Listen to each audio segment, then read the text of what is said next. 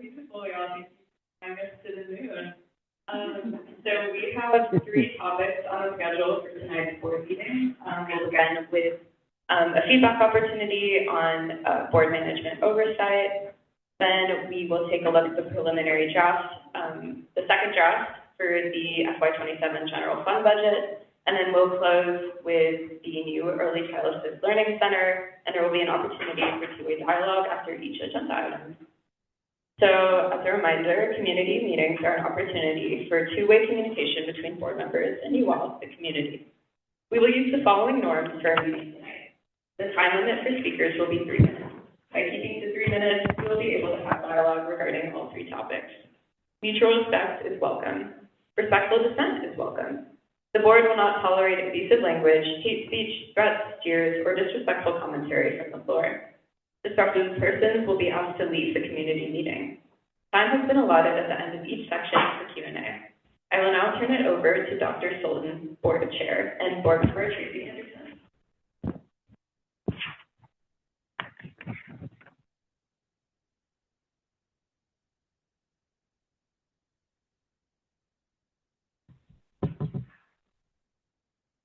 Hey all, I spoke about BMOP last time, so if you were here, you might make that connection. We have the slide that I shared, or we shared in March, so yeah. So what you're seeing here is the BMOP that I think we started in May 2024 and then have effectively tweaked, and will tweak or revise again this May 2026. The document is designed to keep us focused on our strategic plan, as well as our functions as a board, and content on the BMOP is aligned to one of the 4 strategic accelerators in our strategic plan. The areas of the student data, budget, and policy are also included. The BMOP structure keeps us focused on our governance goals. Last month, we also shared how to access the current year's BMOP. We charged you with taking a look at it, so I hope you did, and there'll be no quiz, and thinking about any input you might have. If you haven't had a chance to look at it, this slide should detail. I know that there's a section for questions, but is there anyone who needs us to pause or walk you through how to find the BMOP now? Excuse me. So here you can find a QR code and a link to the form where you can provide input to us board members to consider as we develop the 2026-2027 BMOP. We'll be working on that during our May 19th board retreat, and any feedback you could provide before or by May 14th would be especially helpful to inform that conversation. Last month, we talked a little bit about the board authority and the superintendent authority. Recommendations for the BMOP should fall within the board's authority or our oversight of management. And so please, put a pin in that if when I finish, you have questions about what that looks like or how you want us to explain that.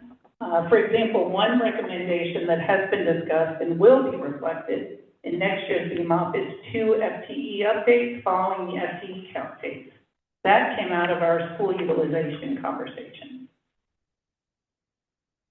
Again, please review the current year's BMOP, and if you have any recommendations, access the form to provide your input, and May 14th is a particularly helpful date.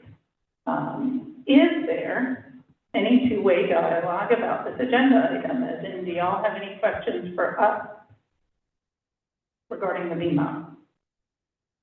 Because I still have questions.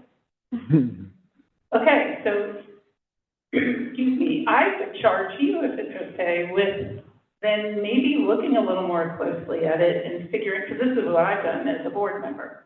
So as you think of questions you have about the school district, running, for lack of a better word, performance, perhaps, things going on, I would then consider when you look at that BMOP, where do those questions get answered, or how are we doing whatever it is that you're thinking we should be doing according to that BMOP? So again, I'd love to help you if you're still trying to figure out how I take a question or concern here and apply it to the BMOP there. Thank you. Now we'll move on to the next section. I believe that will be James Herndon speaking about the budget draft number 2.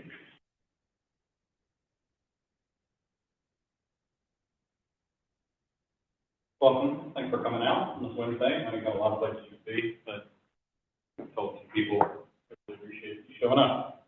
I'm going to be talking about the preliminary budget. This is draft number 2. I'll be giving you some details and open to any questions you have. As you can see here, as of March 25th, the district has received 79% of the budget revenue. That's a normal percentage at this time, is 97% of the tax revenue has been collected. 60% of the budgeted expenditures have been expended, which is also normal at this time.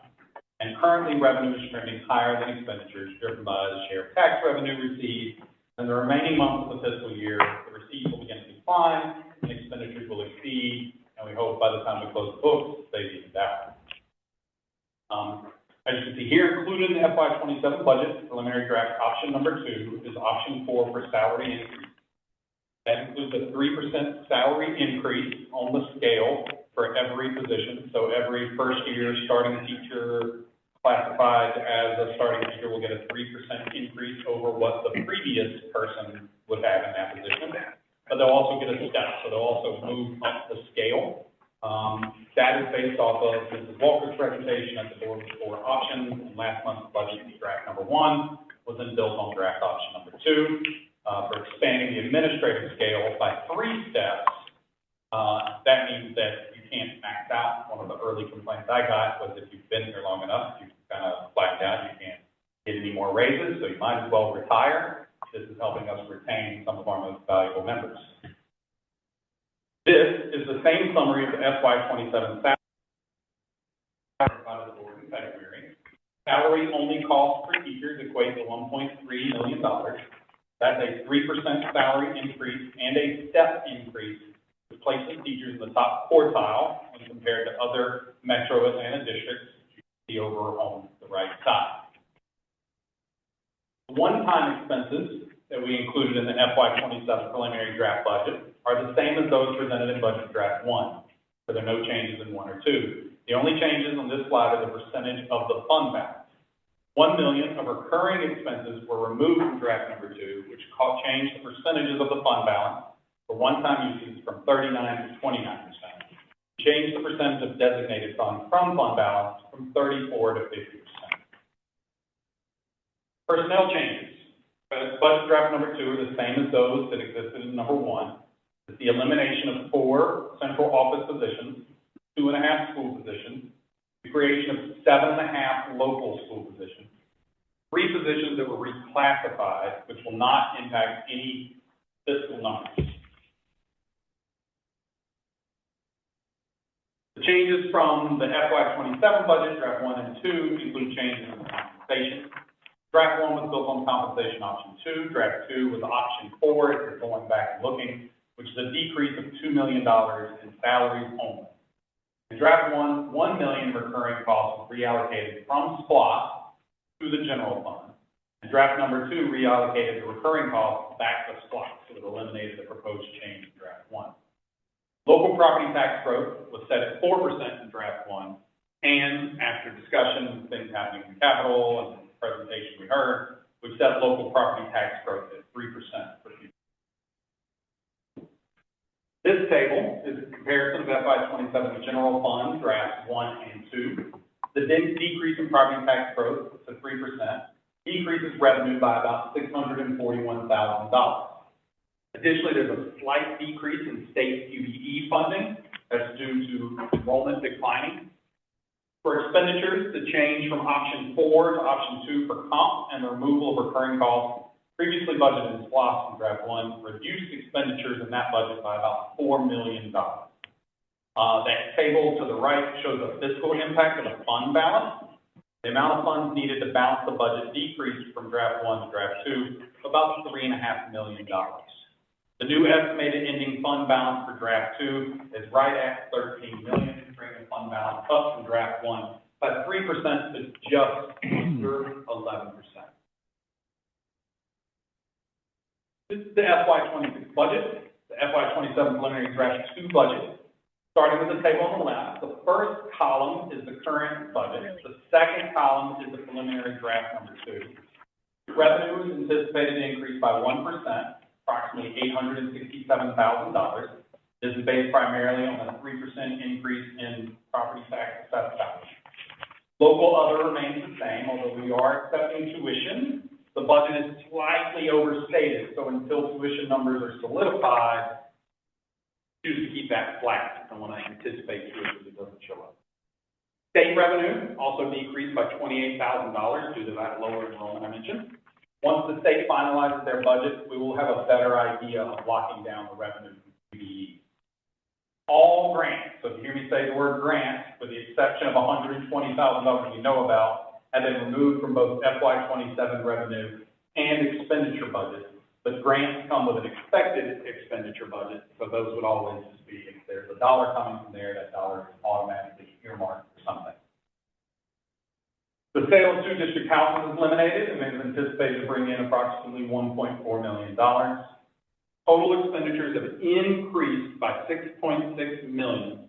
The majority of that increase, or approximately $4 million of that, is for salaries. Budget number 2 expenditures are approximately $7 million more than draft number 2 budgeted revenue.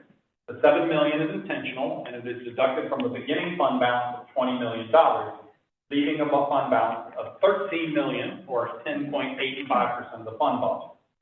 The 10.85 fund balance percentage is within board policy DCL range of 4 to 15% and is considered sustainable. The auction done by third-party outsiders deemed us for having too much of a fund balance, carrying too much money. And so intentionally, that's why I gave you the thing with moving a lot of one-time expenditures into that part of the budget so they can be more easily identified for future revenue. This table summarizes changes across all function categories which the state requires us to use. Some of the notable percentage changes between the FY 26 and 27 budget include: 1, federal grant reduction of 100%. That's due to the reception of a one-time grant, which obviously went to what it was intended for. Instructional staff training reduction of 91% due to the removal of a grant, so it may come back if it doesn't intended for. Other support services includes a reduction of 68%. That's due to the removal of several consultant services that CSC was paying for. The 29% increase in transfer to other funds is due to an anticipated increase in the general fund to supplement school nutrition, pre-K funds, transfer to other funds that are used to supplement it. So those programs need money as needed. If the funds are not used, they would just remain in our general fund. You'll see a 19% increase in support services central. This is almost exclusively, certainly primarily due to the one-time cost for a new ERP, finance, and HR system to help us keep on top of hiring, not funding positions. Remember, us has been on, I think, a 3-year tirade. The way that this system can save us lots of money in the long run by tightening up HR questions. I think he's right. And a 15% increase that is in maintenance and operations due to higher salaries and benefits, as well as one-time repair and maintenance costs on that. This is the preliminary budget draft 2. Total revenue is $112 million. Total expenditures are estimated $119. The $7 million is essentially pulled from the fund balance to balance the budget. This leaves an ending fund balance of just under $13 million, or 10.85%. The state mandates, and we have had an annual financial audit by an external agency. We contracted Malton Jenkins. They've issued a clean audit for FY 25. We'll hear from them again. They did recommend for the second year in a row that the district engage in reducing the fund balance. At the March community meeting, we were asked to create a pie chart for the draft budget. This chart shows the budget by function category, which again are state mandated categories for containing funds, with instruction accounting for 56%. The second largest category is M&O, and those are for district facilities, and that's F11. This is a 5-year review of the actuals and the budget. The last column is what we call a compound annual growth rate. So the average yearly growth rate over the 5-year period. This represents an overall increase of 5% revenue. The district's largest source of revenue, local taxes, increased by 5%. Local other increased by 6%, with tuition being the largest contributing factor. QBE has grown the least, with an average annual growth of 2%. That's our state funding that we receive per student.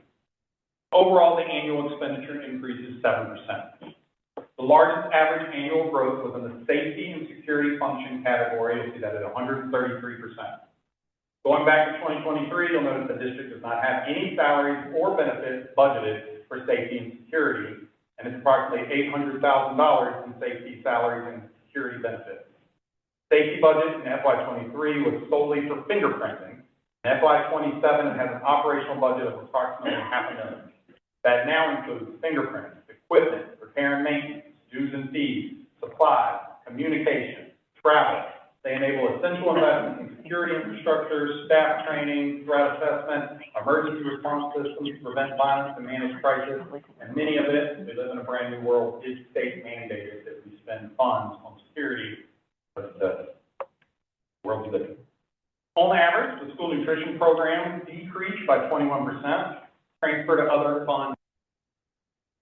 You'll notice in FY '23 and '24, a portion of the school nutrition program budget was in the general fund. And so it's just shifting where that was.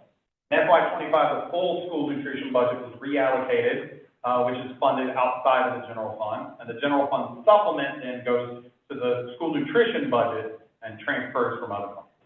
The budget also includes the pre-K supplement. The school nutrition function category in the general fund consists of funds budgeted for services for the early childhood learning centers only. School nutrition program received a grant in FY '25 that helps subsidize the program. However, we have not received the grant this year, and we do not anticipate receiving it in '27. Transfer to other funds, just general funds that are intentionally set aside to supplement our programs and school nutrition programs as needed. If these funds are not needed, they would then remain in the general fund budget. Obviously, comparing fiscal years is difficult.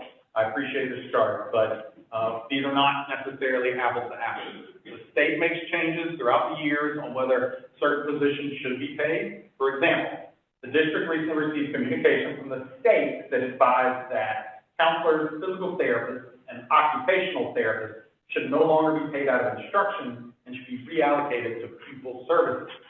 When reviewing this chart and comparing the FY '25 actuals to the '26 budget for instruction and pupil services, it appears that the district only increased instruction by $1.3 million and pupil services by $3.8. If you dig in, the facts were we reallocated between the function codes because the state said we want this in a different function code moving forward.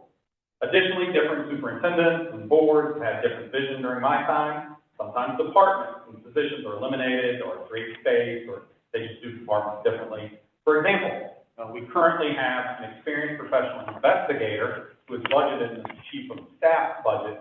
In the past years, we did not have an investigator that would look into events, students, and staff. FY '23 actual versus FY '27 budget draft number 2. Support services central, those are considered central office activities other than administration and business services. The largest increase was operational, which increased by 335%, which should stand out to all of us. That's due primarily to the $800,000 ERP system budgeted for '27, and benefits increased at 98%, and salaries increased at 60%.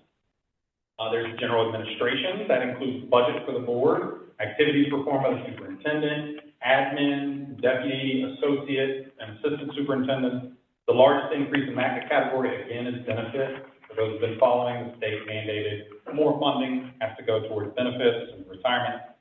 Salaries increased by 220%, operations by 52%, and the attorney fees as well. Pupil services, the largest increase was benefits at 174%, salaries are 110%, operational costs are all within the same range. Support services, that increased 105% in benefits, salaries are 70%, operational costs actually decreased for support services by 30%.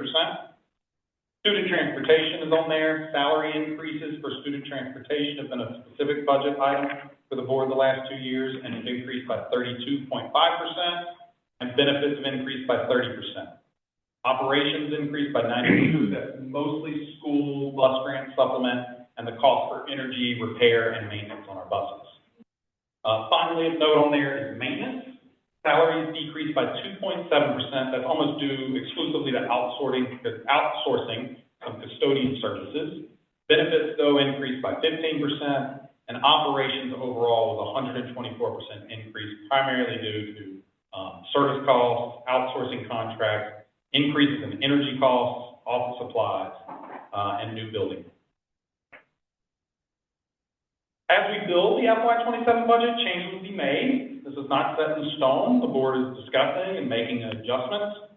And as the state builds its FY '27 budget, we'll be informed of new things.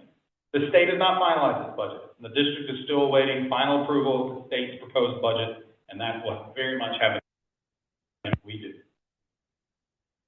Here, the FY '27 budget is intentionally aligned with our strategic accelerator, the board's budget priorities, to ensure financial resources support our long-term goals. We remain financially and fiscally responsible, fund the things we have priorities for without having to increase the millage rate to do so. Next steps in the budget process. are in May. There are 2 special call board meetings for public budget hearings. The FY '27 budget and millage rate are tentatively approved at our May board meeting.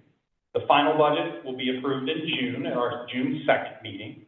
And we have 3 special call board meetings on the millage rate exclusively, as you can see up there.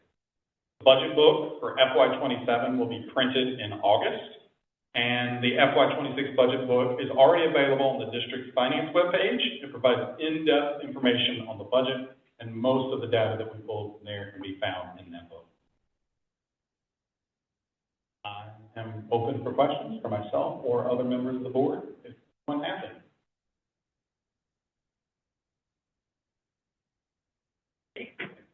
Hey, I'm Philip McGinnis.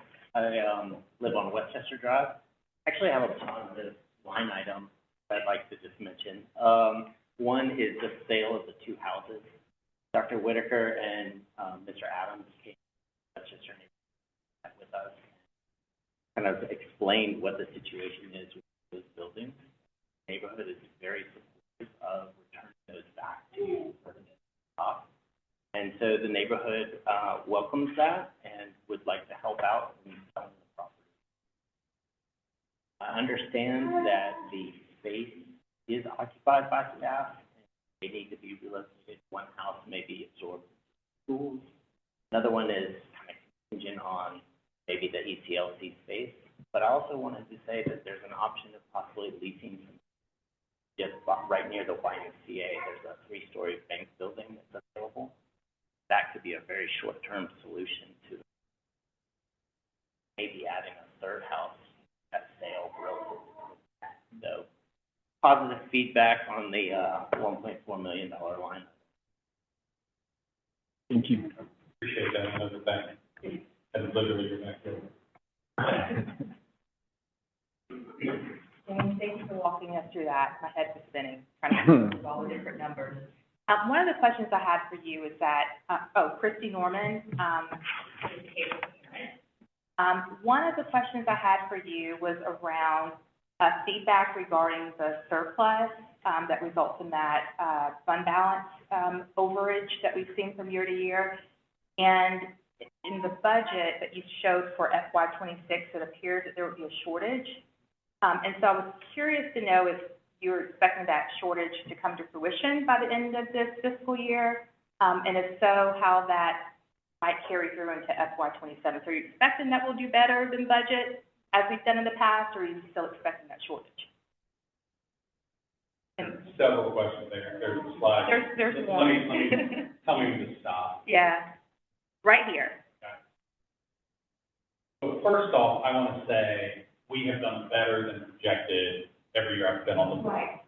Part of that is the budget to fill every spot, and they make it empty for a little bit, and that's one of the reasons we want that HR system. Okay. Second, and Dr. Broom could probably go far deeper on this than I can, she does, probably. But she's right up here. But the receipts for tax digest, local other, that includes things like sales tax revenue we get from the schools. There's a commitment in education and bookkeepers to be overly conservative, I think, with a lot of those numbers, intentionally, right? You don't want any. So it will come in over, and then one of the things that we charge the superintendent with is we would like that percentage to continue to go down, because being 17% over is a problem. Right. Being 1 or 2% over, that's fine. We can live with that. But that has a direct impact on the taxes.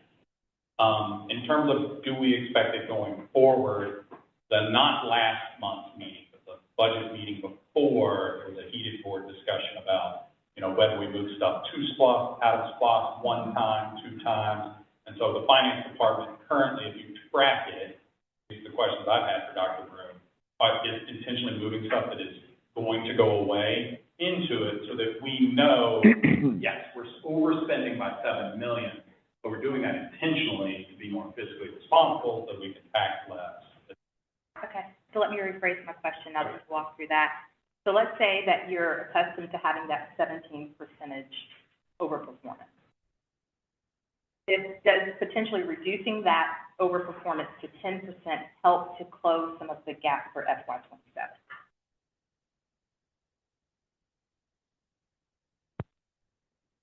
The $7.47 million gap.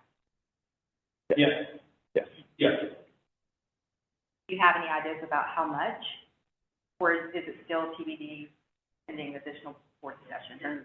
Yeah, the three big variables there, the state literally hasn't set their budget. So one of the frustrating things, board members, we started discussing in January, and they're literally still in session, and they sign stuff like that, and then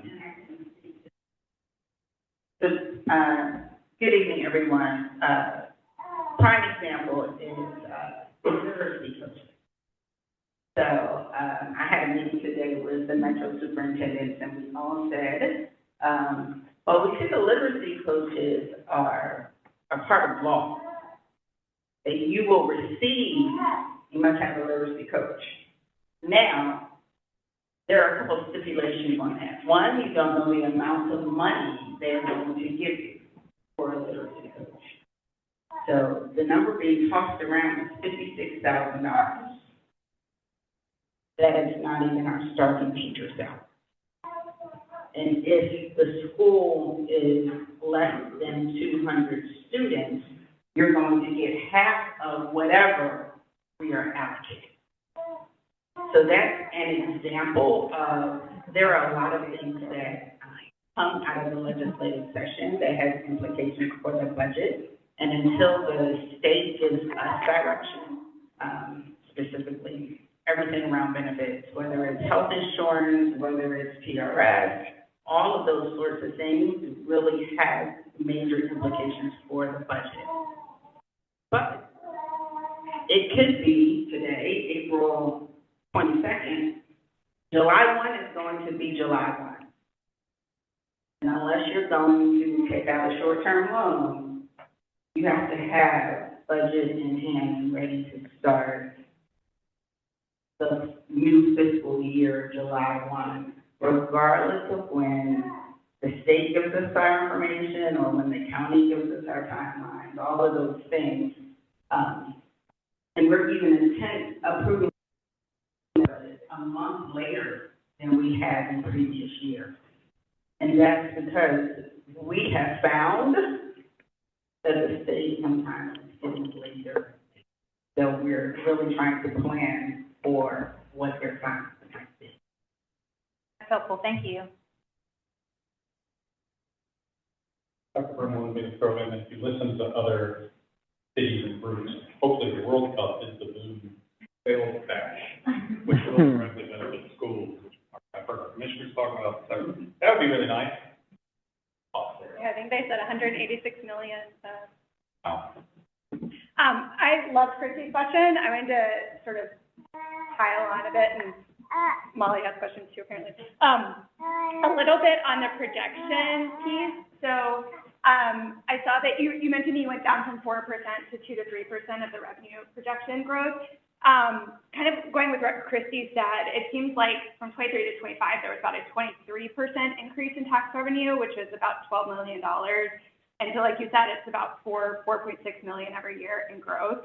I was thinking that maybe the projection piece, is we could look at it in a scenario planning kind of way instead of just a reduction, because to Christy's point, I think that creating it's wonderful to always say you're going to budget and then beat it in revenues, but it can create that scarcity mindset, and the cuts seem to be coming to instruction more than the other pieces from budget draft 1 to draft 2. So I'm just curious if you had looked at on the actual, because you're projecting at 3%, and I think actually it was 23% increase over the last couple of years. So just curious how you map different scenarios there. Senate bill. Yeah. State legislature. Senate bill, there were fees and then there were capital groups. So one of the things that as a board, we just kind of discussed, like, is this going to happen? It's going to happen. We have people, but I think that the finance department response, like, this may be the new legal normal. Let's do that. If it comes in over that, great. Obviously, we kind of see that. And then the other thing that I'll say, and I'll let other board members talk, is that, we have a tax commissioner come each school year and talk with something Dr. Whitaker, brought to us, and not this year, but the last year, he essentially said, I need you all to be less optimistic than you have. That this is not, we can't expect it. Now, he told us, what did he say about it for, like 3, and then it ended up being 7. yeah. So I think the point is academically absolutely correct on that. I think it's part of the plan. The tax commissioner is telling us to be more conservative, and there's laws out there that want you to do. So this is, and if it comes to 7%, I think that there's a very real chance, even if everything passes that everyone's afraid of, if we have that tax digest, there's a possibility of lower the millage rate, and all. Yeah, that's like a point. Well, yes, which goes to the second question, the noticing from, do you want to talk? No. Go ahead. Yeah, that's a question. From budget draft 1 to 2, I loved the January conversation that the board had about teacher and COLA versus. And I noticed one of the biggest changes from budget 1 to draft 2 was going from the step changes to the 3% COLA.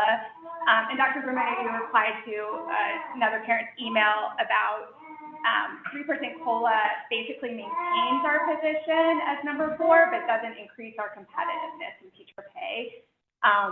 And I think you used the APS example of like they have 10x our budget, so they can make that choice. But I was also interested with the pie graph, is I'm pretty sure APS has teacher pay at like 65% of their total budget and has maintained it there, whereas for us, we're even with the I recognize the reallocations, but we look more like 56%. And so, and that's, I think that should be apples to apples since they categorize the things the same way. So curious if we're thinking, I guess there are 2 things there. If we have been not super conservative, we've had extra money, we still have extra money, is there any way to think about teachers and instruction having that, taking some of that percentage that we're pretty confident about, or at least have been, and because it's, again, not just about maintaining our position as number 4, but can we be more competitive with other districts? Okay, so I'm going to go back to the 2019. Let's do a jump to 60 starting out. And as exciting as that is, and I would love to do it, we have been on a slow and steady increase that if you look back, I don't know the numbers, but I asked Dr. Room to put, like, what was a starting teacher making in 2018 in Decatur? What are they doing now? It is shocking. It could always be more. It could always be more. We need to pay teachers more as a society. We need to put absolutely. It's been increasing. So this one does fix the steps in some ways, because that first category, we're obviously very competitive, but something that as a board and as a community we value is, I think, the teachers who have stuck around for 10, 11 years. So the Ms. Andersons of the world, not the James Turners of the world, who jumped ship at year 5 and went and taught at college. And so there is a part of being not just for everyone, but let's be a little more targeted at fixing that. There's a little bit of that built into this budget as well to levelize those to be effective.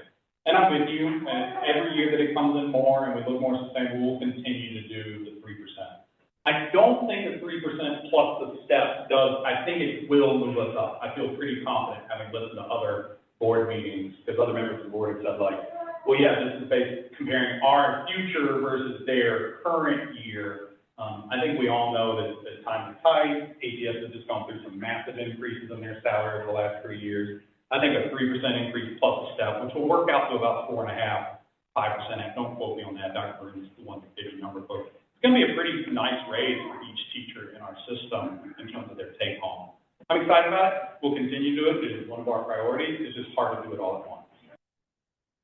Can I clarify a question that I think I heard you ask, and I just want to make sure? It sounded like, so please correct me if I'm wrong, that you were asking 2 things. And the one that I think I heard was that if we keep maintaining this same 3 out of 9, are we actually competitive? Okay. Yeah, and I wanted to make sure I understood that, because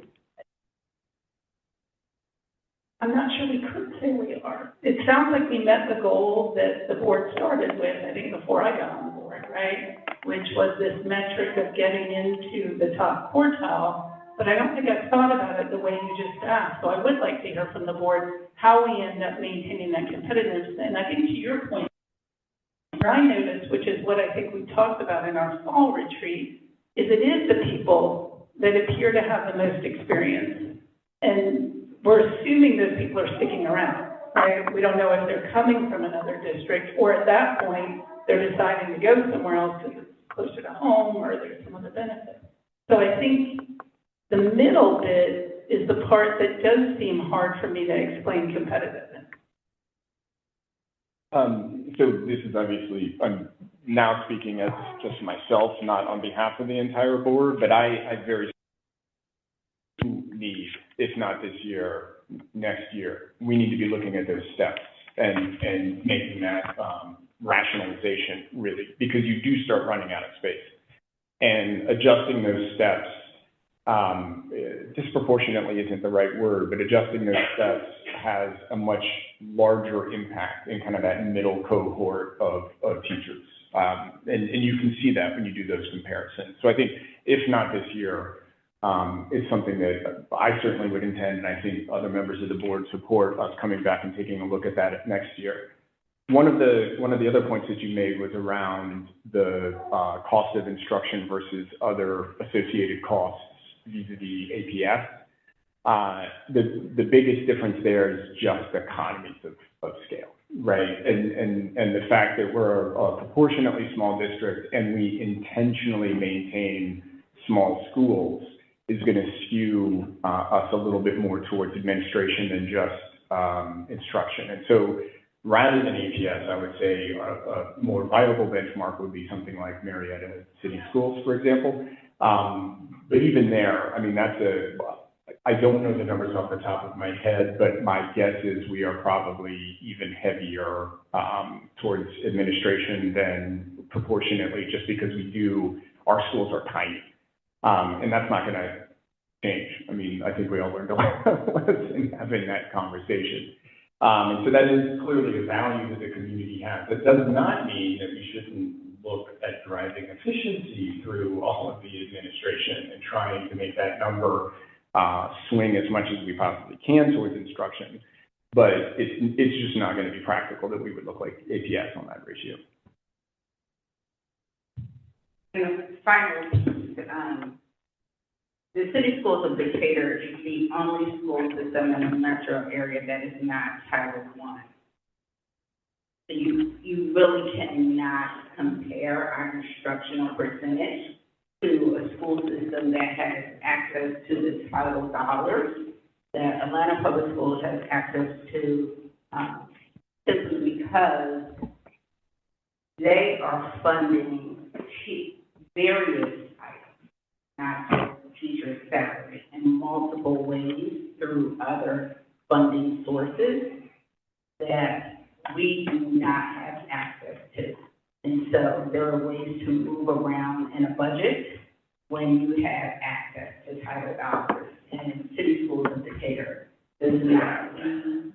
We literally have to grade our funding of Title I and Title II to work to even have a type of teacher.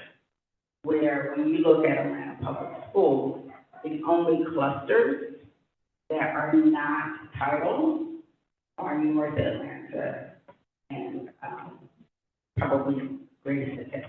That's it. So everyone else has access to dollars that Decatur does not have access to. I love that explanation. It's just because I think in the email you sent Dr. Berman was brought up APS and said the reason we're not number one in Metro Atlanta is financial resources. And so I think it's really helpful to explain that those resources are federal funds versus like a choice. Because right now, just the messaging comes across as choice. I think it could be really helpful to explain that it's not a choice, that we are being really intentional about the teacher. All right, can you bring up the slide with the historical? 5 years. Yeah, the 5 years. That's it. Yep. So debt service over the historical has been like $300,000. Correct. In 2019, I think Tally was completed. How is Tally on there? Is that debt service line include the capital debt? onto that? There's gonna be SPLOST, right? So this is just showing debt service that is financed out of the general fund, right? And so there is is this the GO bond payments that are required of a percent of the millage? But there are other funding mechanisms that fund, not just Tally, there are other capital projects that you'll see reflected in SPLOST. Yeah, so our total debt service, I don't know the number, Dr. Broom, do you know off the top of your head? It's a couple, 1.5. Yeah, the total of all debt payment. 2, a little over 2. So the bulk of that is out of the capital financing via SPLOST. Okay, so we're at $2 million right now. If you go with this bond issuance on that, I know that the payment 8, what would be the effect of $2 million debt service? Would it go up to 4? I think it was 4-ish, but right in that range, yeah. And will that debt service? No, that would be. That line cannot be Okay. impacted, so that line as a category are GO bonds. GO bonds force a tax bill on, we cannot exempt people out of them, so currently we give an exemption for seniors and like, so as is the city, that's a tax bill if you go that route, so that will do that. Okay, Yep. so all of our debt service is not included. Correct, the capital. Correct. So, yeah. Sure. I have a question. Okay, I'm the newest board member, Lorraine. I'm just looking at the transfers to other funds, and I see it go up quite a bit. I'm wondering if you guys can. Sure, let me just reread that slide.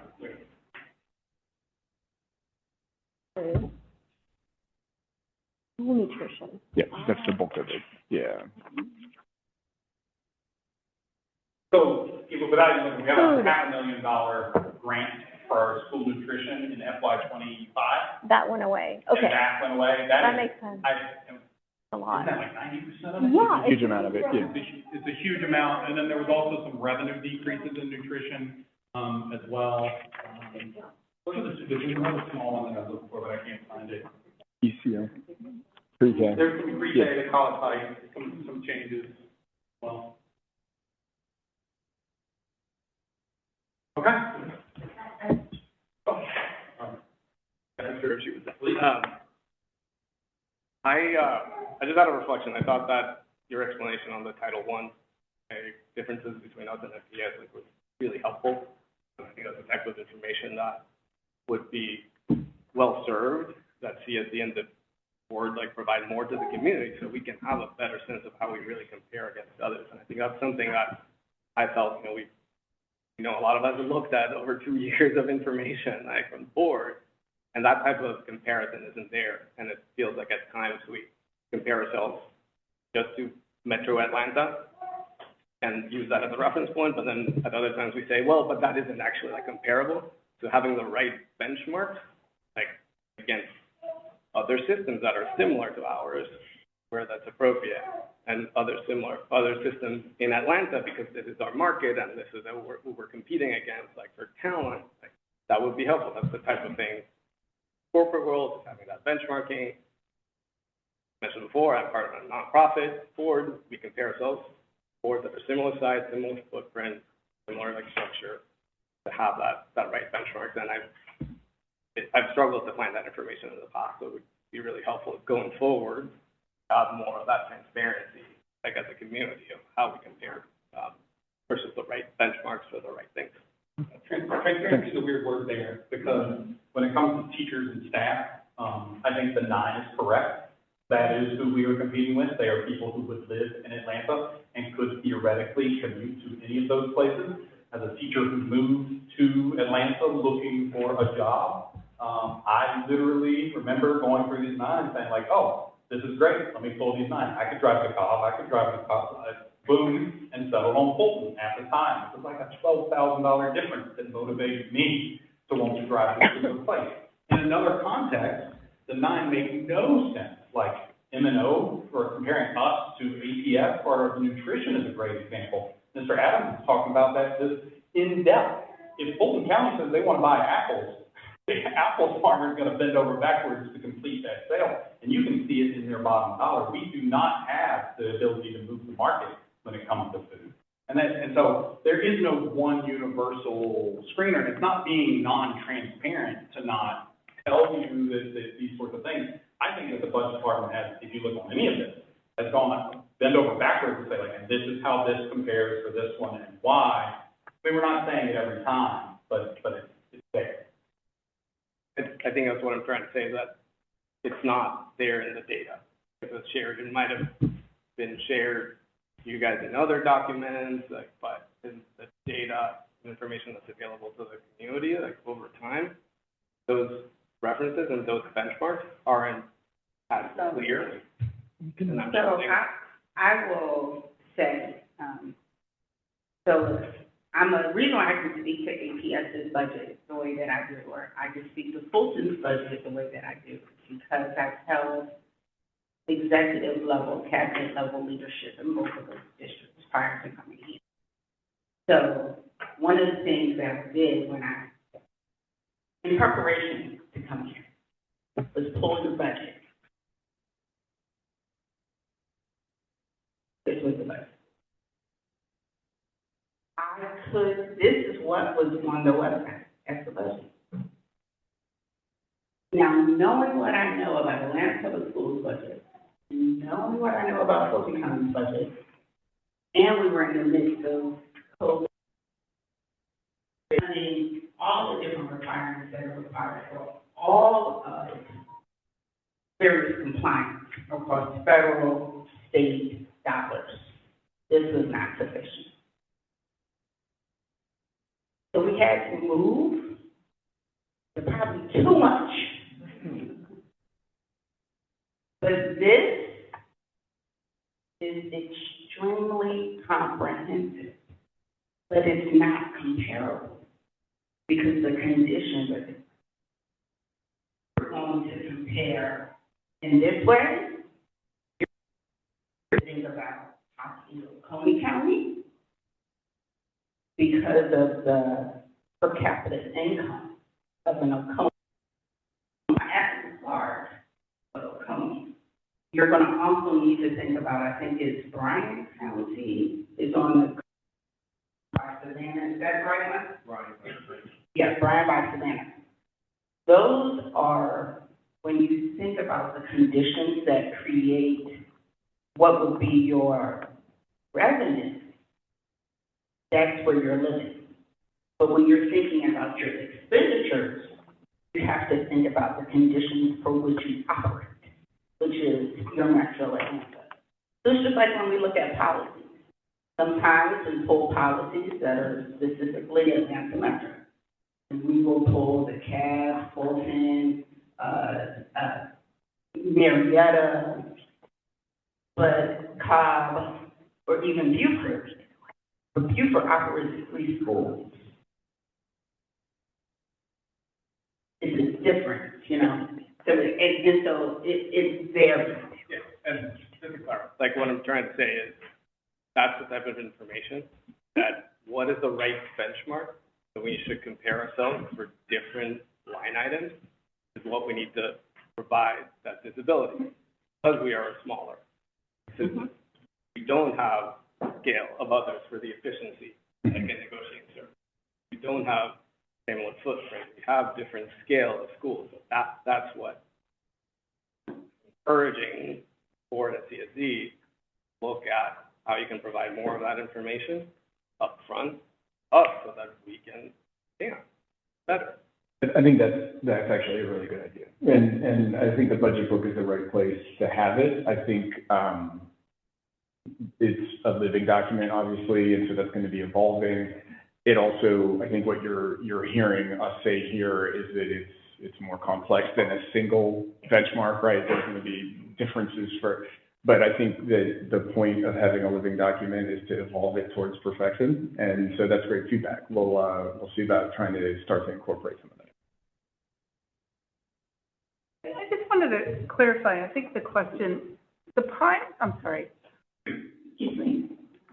chart that started this conversation That is how much we're budgeting to spend, correct? Not the revenue?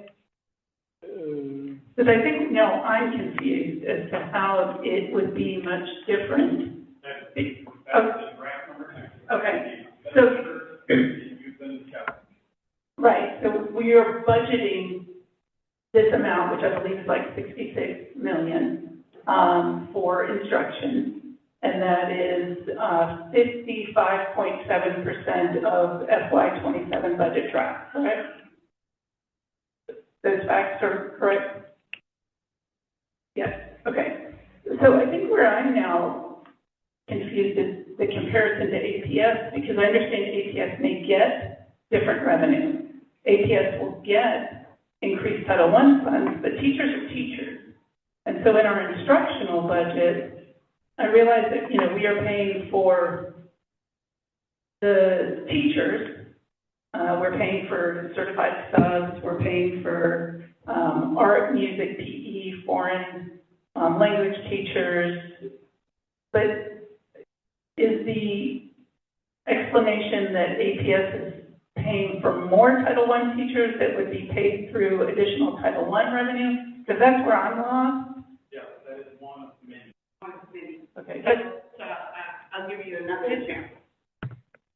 APS earns a different rate on their sick leave that they fund locally for their teachers when they're out. That is not what is funded by the state.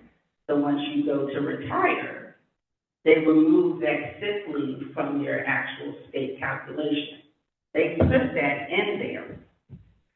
So that's an example of more money going into the instruction percentage than what other districts do or us. So that's an example. That's where you cannot just look at pie charts and say this is what one district has in a percentage and therefore you must have that percentage. Because the conditions, and why do I know that? Because I worked in APS and I know how much they actually put in. But if you're looking from externally, superintendents or CFOs or chief HRs do not sit down and compare, oh, what do you put in and what do you put in? It's very complex. But that is one of the reasons why. So there are multiple reasons why, actually, that percentage is so much more. I'll give an example from the school level. I was a Title I principal in Fulton County. Last year I had 8 teachers funded strictly from Title I. And so I get my regular budget from the county, which includes state money. But on top of that, when you take 8 teachers, figure about $95,000 a teacher with benefits and packages. All that goes part of my budget as well. Plus, both of my instructional coaches were funded through Title I funds. So the county wasn't paying that. All that money was coming from the federal government. And they will split where one will take the salary, like put all the salaries in general, but put the benefits over here. I mean, the way districts do that, guess what? We don't have that option. It's all right there. It's all right there. We have one, at least one. Hi, my name is Lisa. I think I saw between the first budget draft and the second budget draft a difference in consultant costs. Can you speak to that line item and what has been removed in the second draft, if that is indeed what I understood? Thank you. We're consulting.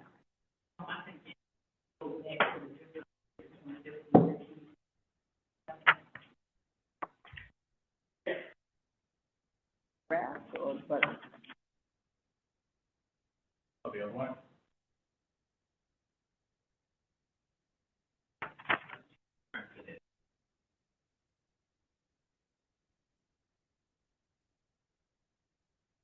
My eyesight's not great. Oh. I'm not Tell me where you are. Mine as well. So, yeah, tell me where you are.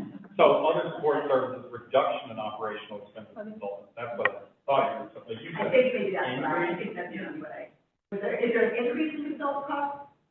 Overall, I remember there being, when I read that, there's a decrease in overall consultant expenses.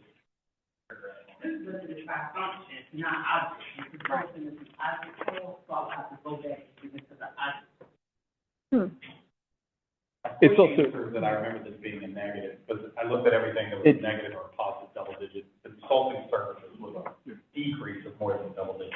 the other support services category is a very small category to begin with. And so the reduction of a single item out of there, for example, a single consultant out of there, has a high, like 40-odd% reduction in the overall line item, but we're still talking $40,000 or something.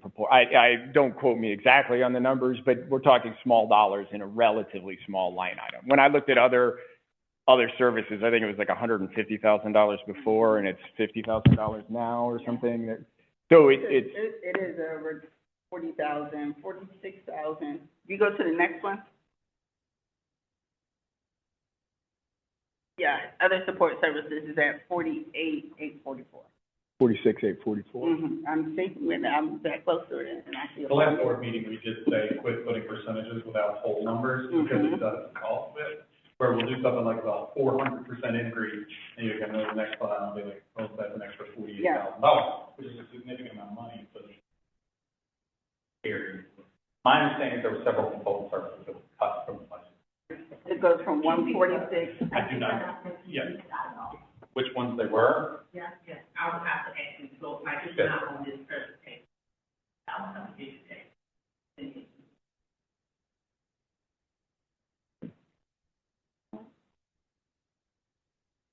So email Dr. Ritchie, that question, and I will know as well, so I will email.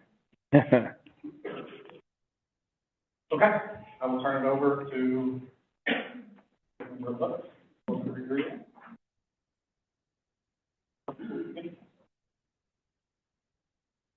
All right, everybody, we're going to move to discussing the new Early Childhood Learning Center. So my portion of this presentation is really going to be a recap over what we discussed in the most recent board meeting. And then I believe Mr. Adams is going to come up and present some options that are reflective of what the board had requested coming out of the last meeting. So tonight's update focuses on three critical pillars: the location, transparency, and design. We've heard from the community that the importance of honoring our history, and we'll do that. Placemaking is one way to celebrate Beacon Hill's site's identity alongside the new ECLC. Examples of placemaking include green spaces, walls, walking paths, etc. We've explored working with student architecture groups to be a part of this design process. So this project began with a path process, which is a framework created by the architects to ensure that the building is designed directly reflected Dakota's community values. We actively sought input from local specialists, including experts in early learning, pediatrics, green space, and safety, to ensure that we had a well-rounded and representative vision based on these design principles. The planning team integrated the voices from across the district, and that included staff from College Heights, Fraser Center.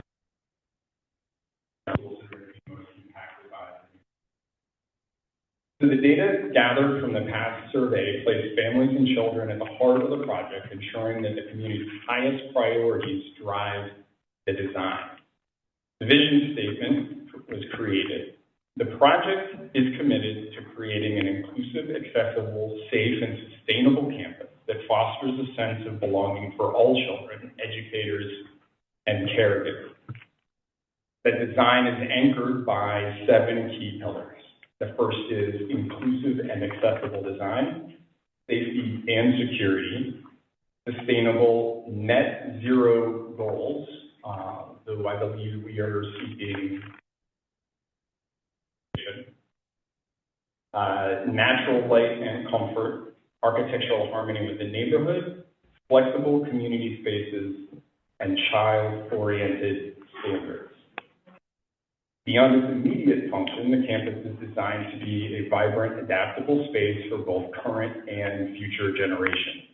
These principles were further validated during a joint meeting between City Schools Decatur Board and the City Commission in October of 2024, ensuring alignment across the city. The project is driven by the scientific reality that the first 3 years of life are a high stage of development. The center is designed to capitalize on that window and build strong cognitive and emotional foundations for Decatur's children. We've maintained an active two-way communication through the board community meetings, superintendent listening sessions, and direct outreach like the 2025 Back to School Back. Throughout every engagement, there has been zero opposition. And I think this is important to note. There really has been zero opposition to the concept of early childhood education. The community remains united in the belief that high-quality early education is, in fact, a priority. So community feedback has been clear. There's universal support across Decatur for prioritizing this. To address community concerns regarding congestion on Electric Avenue and, frankly, to provide better access to the facility for safety vehicles and things of that nature, we are giving a portion of the property over to expand and widen Electric Avenue. So Electric Avenue is the portion of the building that is between the Wilson Center and this lot. That's going to prioritize better access and traffic management for the area. Following the project's core security principles, the playground is situated within the building's interior, providing a protected and secure environment for the students. The design includes open green space that will be available for public use after school hours, fulfilling the commitment to creating a flexible and accessible community asset. While not every suggestion can be implemented, we listen to all feedback and integrate it along safety, operational requirements, and fiscal responsibility. The office and support spaces included in the design are consistent with every other school in the district. They are essential for day-to-day leadership, student services, and instructional support. These are the offices that just came up in the blue. This is like nurse office, director's offices, for example.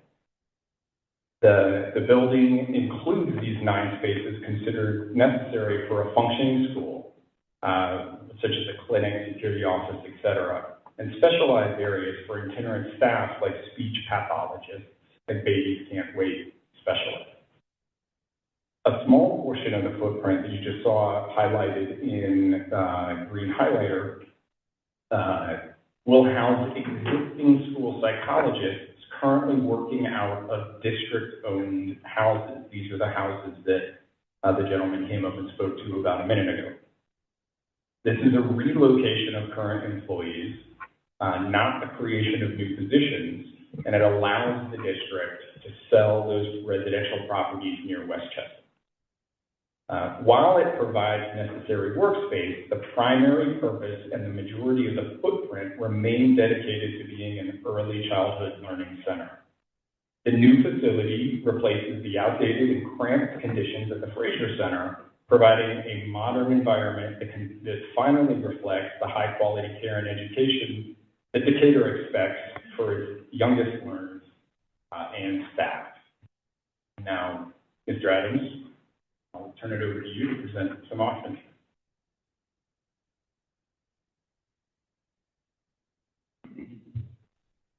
Good evening, everyone. And thank you, Vice Chair Huff. Again, this is our current design. We have a guaranteed maximum price of $22 million. Once we are funded, we can begin construction.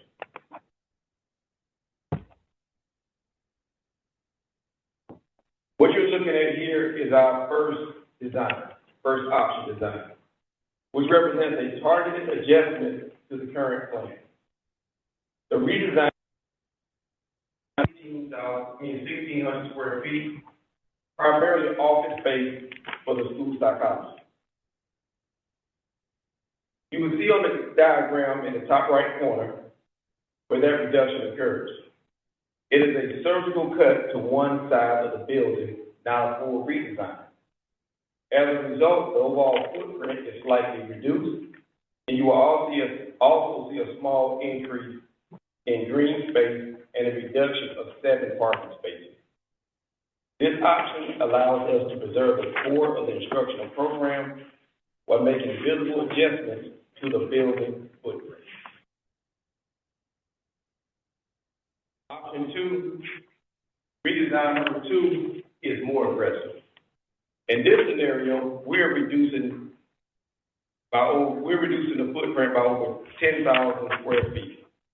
For our architect and consultant, which requires a complete redesign of the building. You will see a much larger portion of the building footprint removed, along with the reduction of 13 parking spaces and an increase of contiguous green space.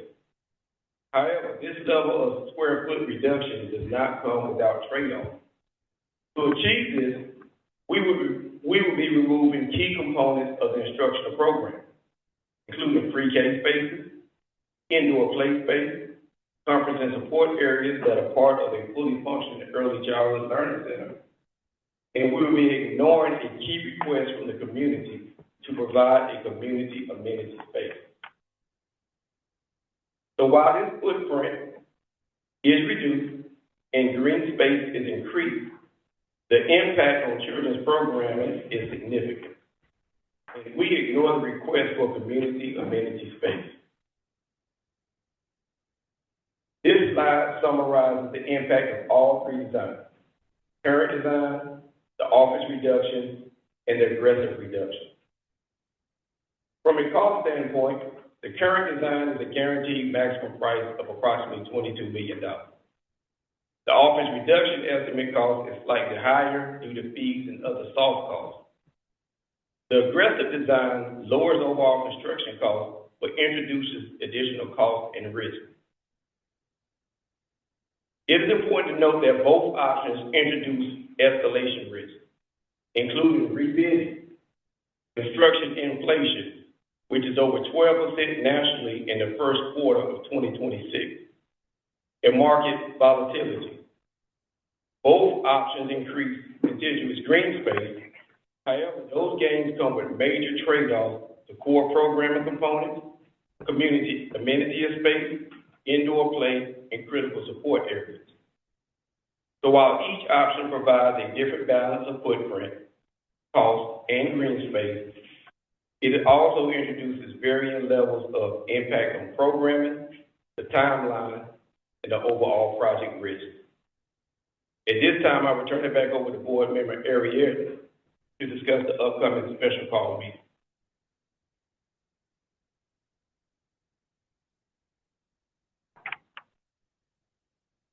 Good evening. Tonight's meeting is an important opportunity for community input and insight on the ECLC, and I appreciate everyone taking the time to be here.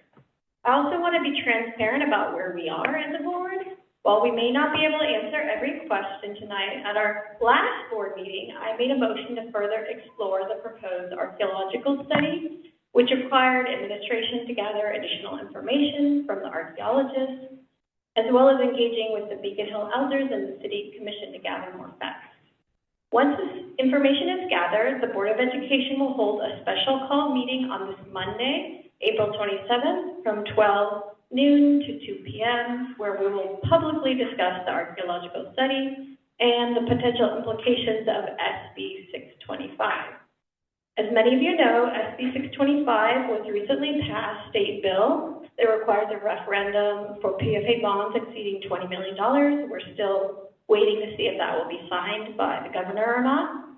And it raises important considerations for this project, which was approved in October to build the ECLC and do important renovations here at Decatur High School. that included, I think, the addition of a black box theater and an auxiliary gym. So I believe that any significant shift from what was originally approved by this board, whether related to scope, funding, or direction, should be discussed transparently and acted on.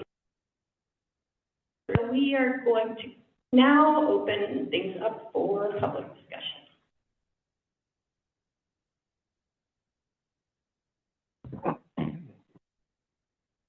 It was discussed at the last board meeting, the observation rooms, and there was a fear that there weren't enough students for them. Do we have more information on how many kids are currently in early childhood education? How many kids signed up for early childhood education and were not accepted into the program? And have we asked 8th and 9th grade students if they would have signed up if there was a spot for them? Because my kid wanted to sign up for it in 8th grade and was told, it's not worth your time. You can't get into the early childhood education program unless you are a sophomore. And if you don't get in when you're a sophomore, you're kind of out of luck in the IB career path. Do we have those numbers? Because as we talk about gutting the building, losing a lot of that early childhood education space, so our high schoolers are going to miss out as much as our teachers' children, are hopefully none pregnant teenagers or young mothers, certainly no one in my house, and, you know, children of our community. Do you have the Hi, good evening, everyone.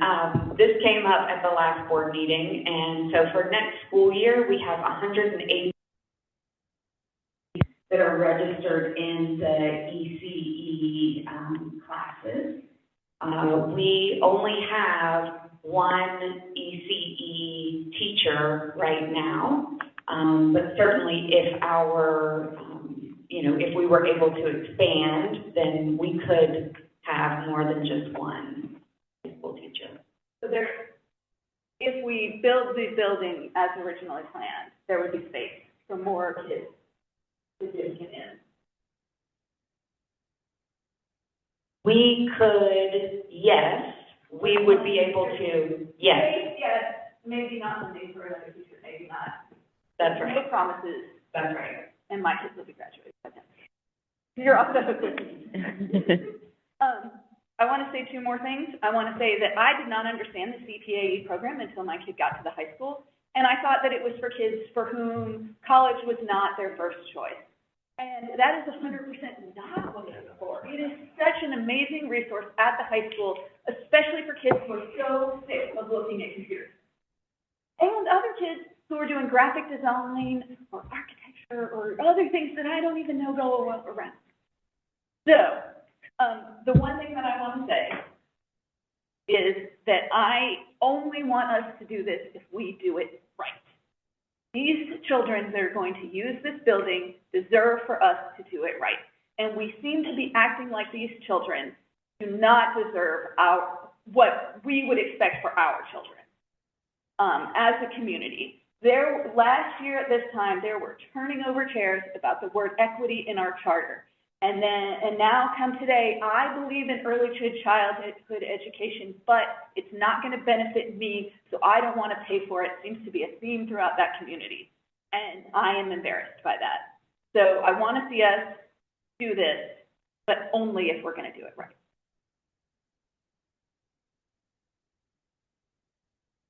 I had a question because. Okay. This has now come up multiple times in the last board meeting and today, the guaranteed maximum price. And I'm curious, is the board aware that there are numerous exclusions in that guaranteed maximum? I mean, I think I understood that's pretty much the way a lot of these contracts are. Okay. And aware that it has exclusions for tariff, for actions from government, so directly war, be an action of government that could pass to increase prices. There's exclusions for storage of materials. There is an explicit protection against inflation, like in the term. So I think it's a little misleading to continue to emphasize to the community that the guaranteed maximum price is just $22 million without being clear that there is a plausible number of scenarios where that cost is more than $22 million. I've actually seen that type of scenario analysis. I also wanted to emphasize, like, last question on another scenario analysis. Have we looked at HB 116 and the impact of the likely downgrading of Georgia debt and what that would cause for the cost or interest, either public loans or bank loans? There's an article from UBS saying that they expect that the ratings agencies will downgrade Georgia debt. That will impact the financials for it, current projected financials. But do we have those sensitivity analysis looking at if there are downgrades, what would that mean for rates that we can actually afford to pay?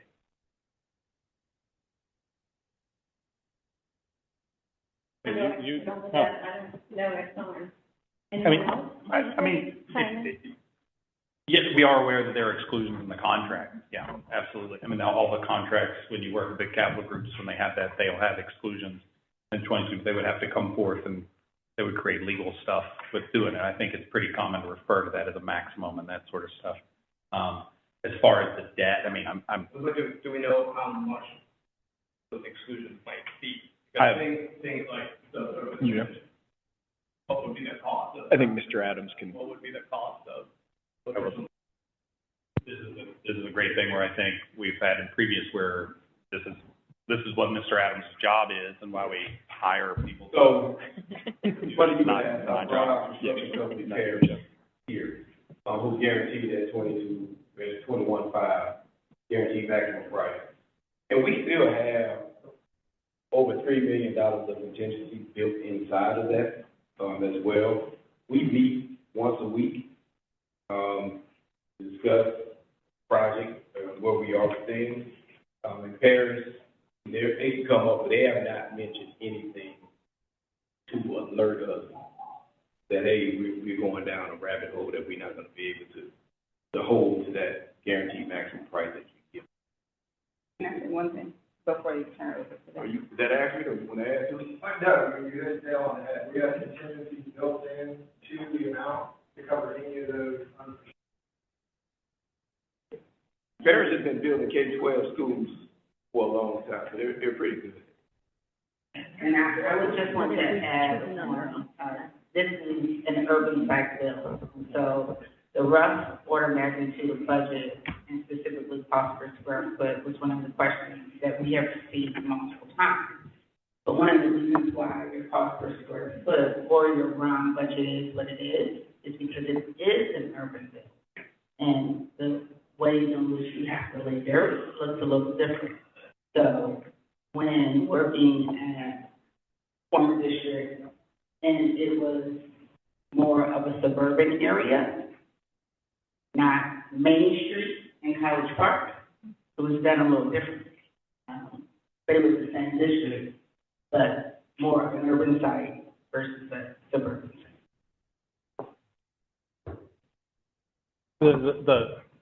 Your second question was a fascinating one about the debt and the downgrading in Georgia, and there's an argument that says that in the right time, there's an argument that we should have acted on the bond already. There's another argument that as interest rates go down, we may benefit from delaying from the increased costs. I know DeKalb County just got a downgrade from the S&P. I also know that UBS report is more about state level debt as opposed to city and municipality debt. A lot of times when states get downgraded, there is a run towards municipalities, which can save us money. It's a very complicated answer. I'm aware of it. As a board, we're not discussing it or anything like that. We're not discussing anything unless it's public. But I guess that's my point. It's complicated, Yeah. and it warrants running scenarios, and I'm curious if you got one.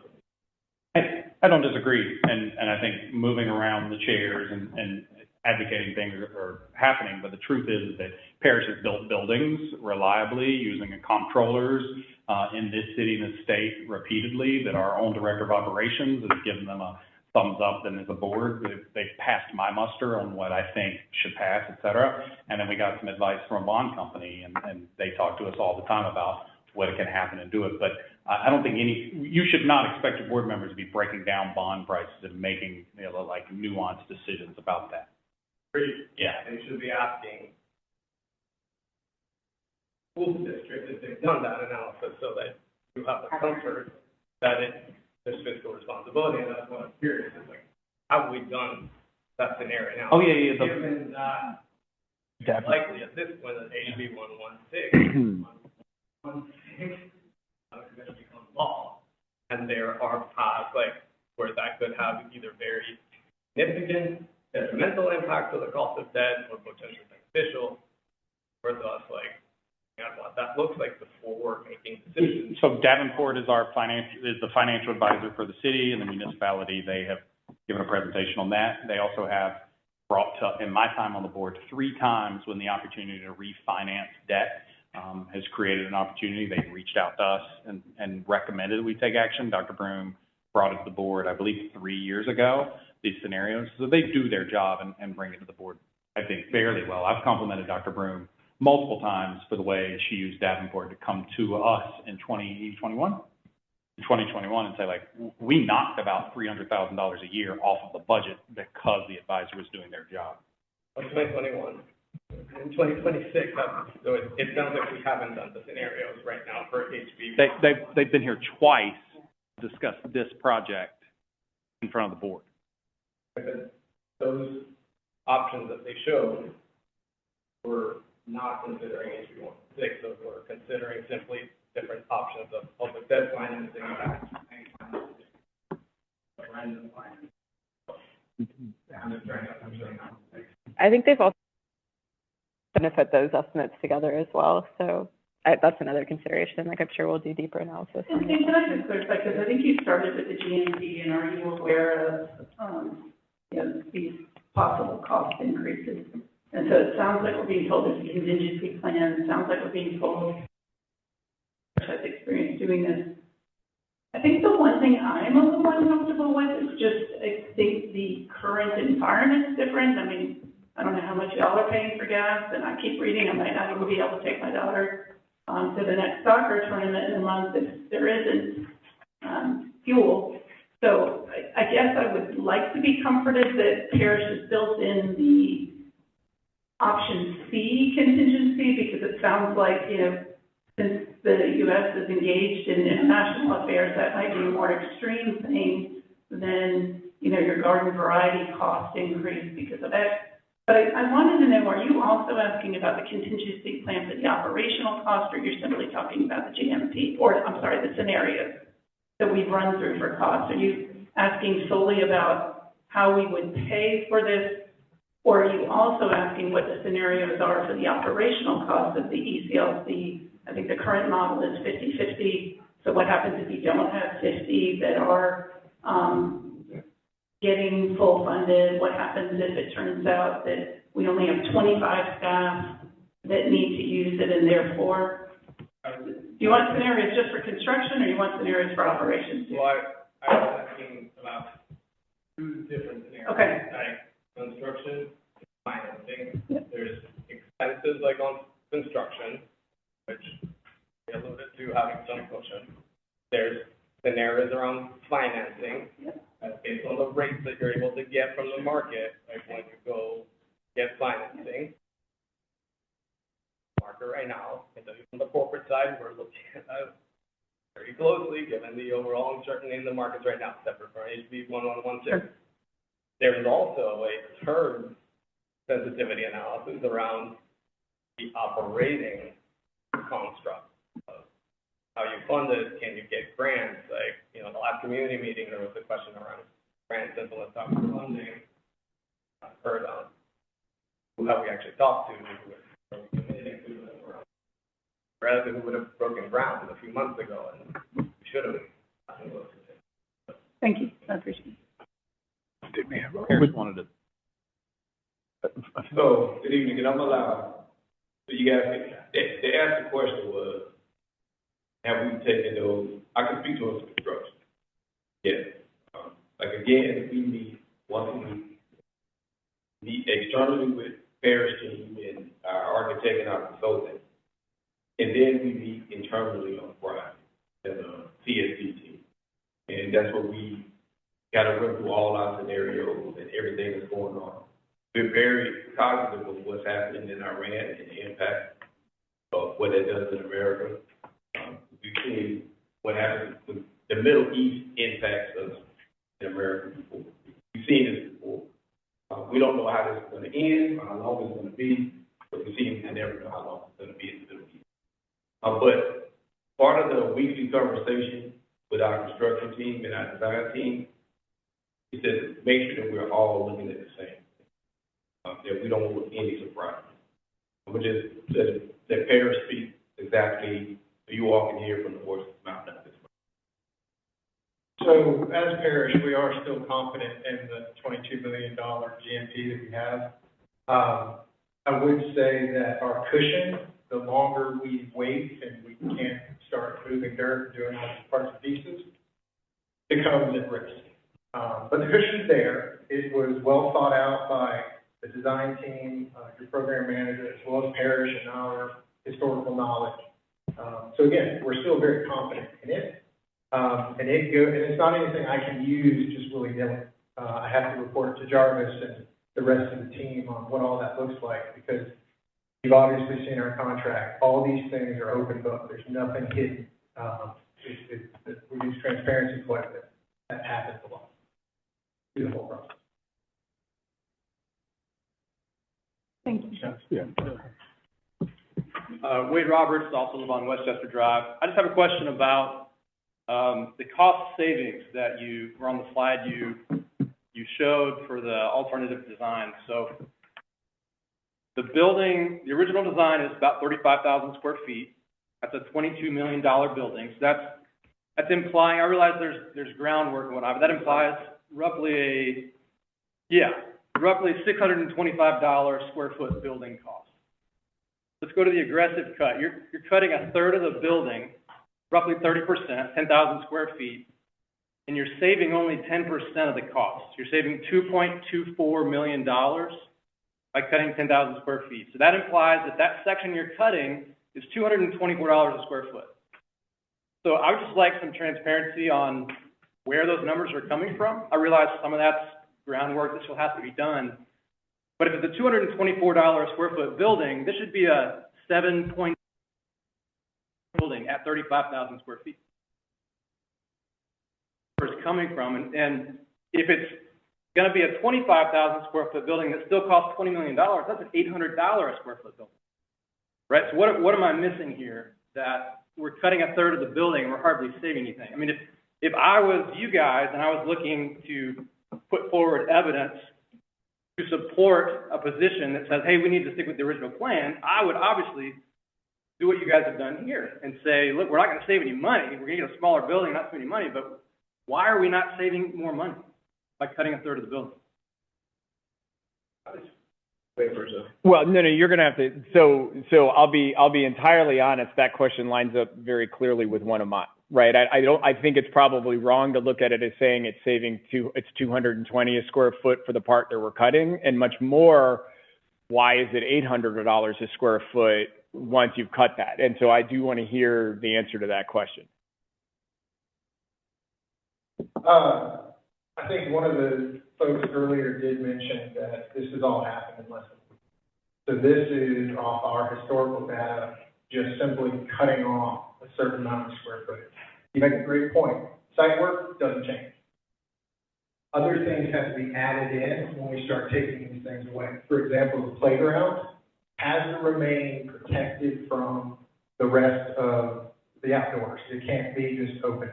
So you're deleting a part of the building. We're adding back what we believe the city of Decatur is going to require, which is a high-end brick type wall or facade or something like that. So there's cuts and then there's add backs.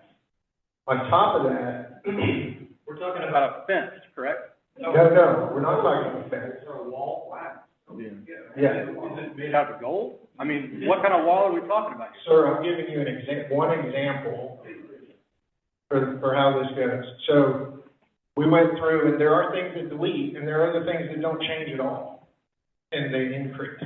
We also had to include escalation, because if either of these options happen, we have to rebid the entire project at today's prices We bid this project originally and went into GMP back in December of last year.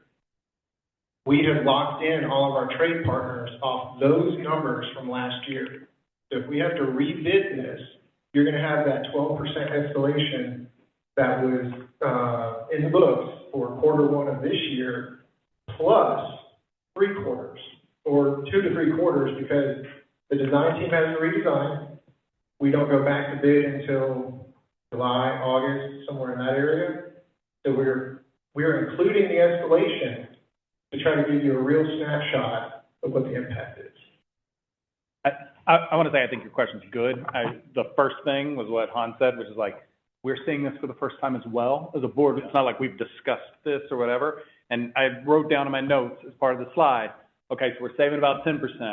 What is that $1.5 million in additional cost? I got an immediate response of like, a lot of the expenses in the school building are in the technology and the equipment, and like, that has to be there regardless. That's not good enough. But I want to say very clear, I also want answers to what would $1.5 million look like. Yeah, that would just be helpful for all of us to understand. We see the number, we just like to know the thinking that went into that. Obviously, somebody did a calculation. Right. It'd be nice to see the calculation. Is it safe to say, this is the question to administration and parish, is it safe to say that with more time, there will be more refinement on these numbers? These are estimates that you've come up with in a relatively short period of time, but with a little bit more time and some more pencil sharpening, we might see other estimates.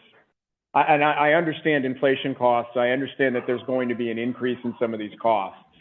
Going from 625 a square foot to 800-ish a square foot is a lot more than the 12% that we're talking about, right? So I guess I'm just asking, is that something that you anticipate, or do you think you've done the work and these actually are the numbers that we would anticipate? I mean, there's always an option of it improving with more time, more effort. This is not enough to send to the market to say, hey, what would this cost? So yeah, that's kind of what I meant, yep. Because the numbers would be wild. Yep. And unfortunately, I'm, opening the curtains a little bit here. They're under contract. Because of the nature of what we do, folks don't give full credit back. So that's where I say we have to go into a whole new bidding process in order to be good stewards of the money that goes into the facility. Yeah. And I guess the follow-up question is, with that aggressive cut, have we just ruined a lot of the spirit of the building? Like, we've taken away some of what we need the building, the functionality of the building space itself. You've cut out some of the significant portion of the play space. You removed a lot of the community amenity space. Some parts said, although we cannot get to, a 50% green space option, we have provided some of the accessible spaces that the community was looking for, and we just put it into, it doesn't serve what the building is meant to go back and make I'm saying, if you get down to half of that, $750,000 in additional cost, but you're left with a building that just doesn't serve the purpose that it's meant to serve, then have we really gained anything, It's also created, if you look at the start date, you're continuing to push your opening day out further and further. Yeah. Sure, I think that's a good question to ask, right? I think that's a separate question. What are the purposes we want the building to serve? But it just seems like the calculation, I just don't think the math, to be honest. I mean, if it's $225 a square foot for a third of the building, why building? I mean, I think it's 4 times as expensive on a square foot basis. It's probably more accurate to say that this is a conservative estimate based upon presumptions about inflationary growth. And there is an opportunity, as I think James was saying, for us to look a little bit harder and dig a little bit deeper. The number's going to be higher, but we'll work on that. And I think to add, if we went to bid on the current design right now, we wouldn't be under 22 million. If we had to rebid the job, and if we had to rebid the same design 3 months from now, price is going to continue to escalate. Yeah.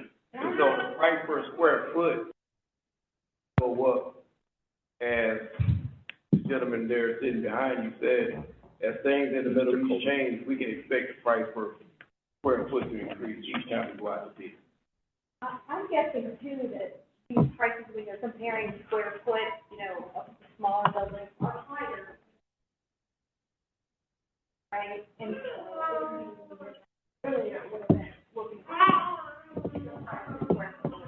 so that's why we are where we are. Yeah, and you wouldn't have those soft costs, which are redesign, re-permitting, extra, everything that I have to do, everything that y'all's team has to do, all that.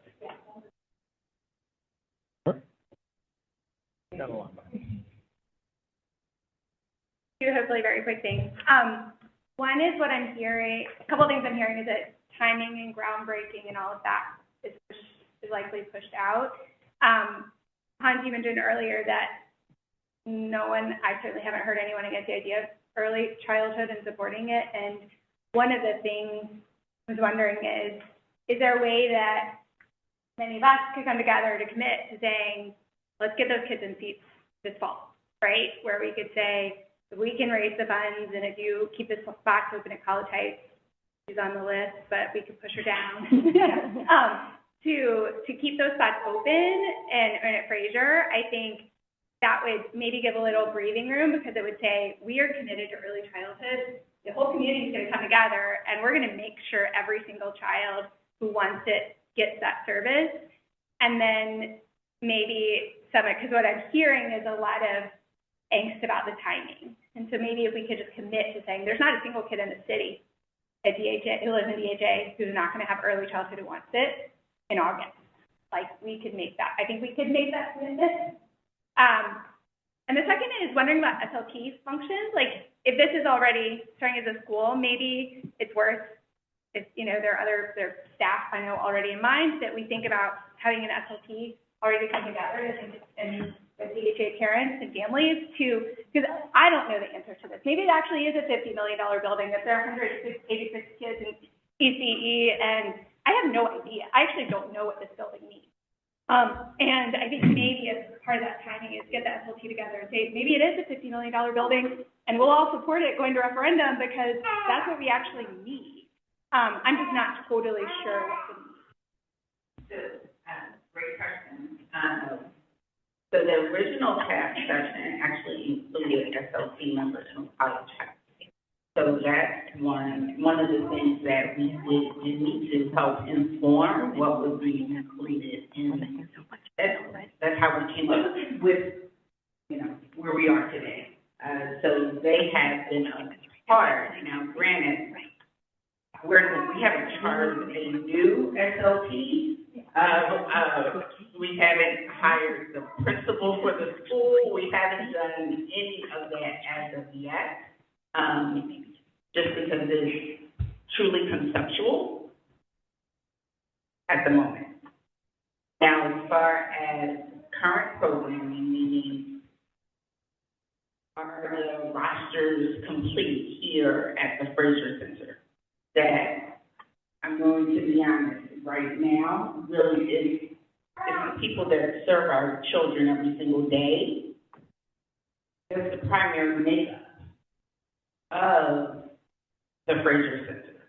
So we do have some children who are from the housing authority right now there, but that means pull back from the staff who have children in the early learning center. No, I will say the Fraser Center. Not really College Heights as much, but here at the Fraser Center. So those are some things that if that's what the community wants to do, know that that will have implications for the teachers who actually teach our children K-12 in our system.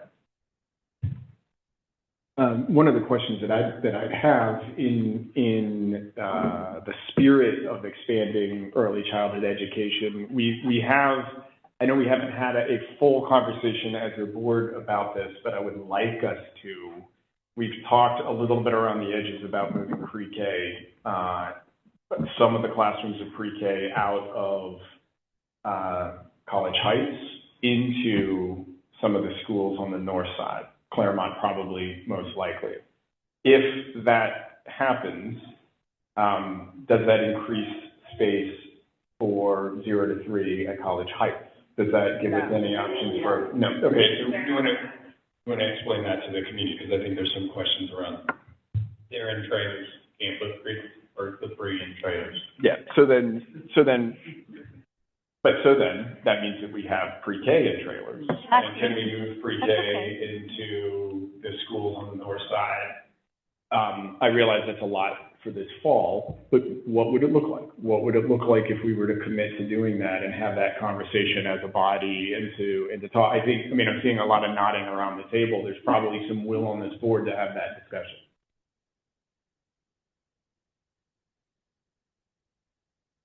Good evening.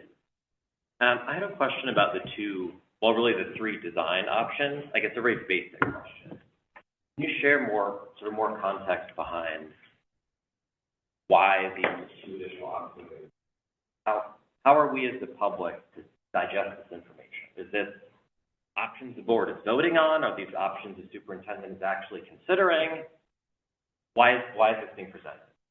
I can provide so at the board meeting, there was a discussion about listening to the community and cutting costs. And so we asked, could we, before the community meeting, get a presentation of what would it look like if we step back to increase green space? There was a robust conversation about what if we got rid of the needed offices over to the side.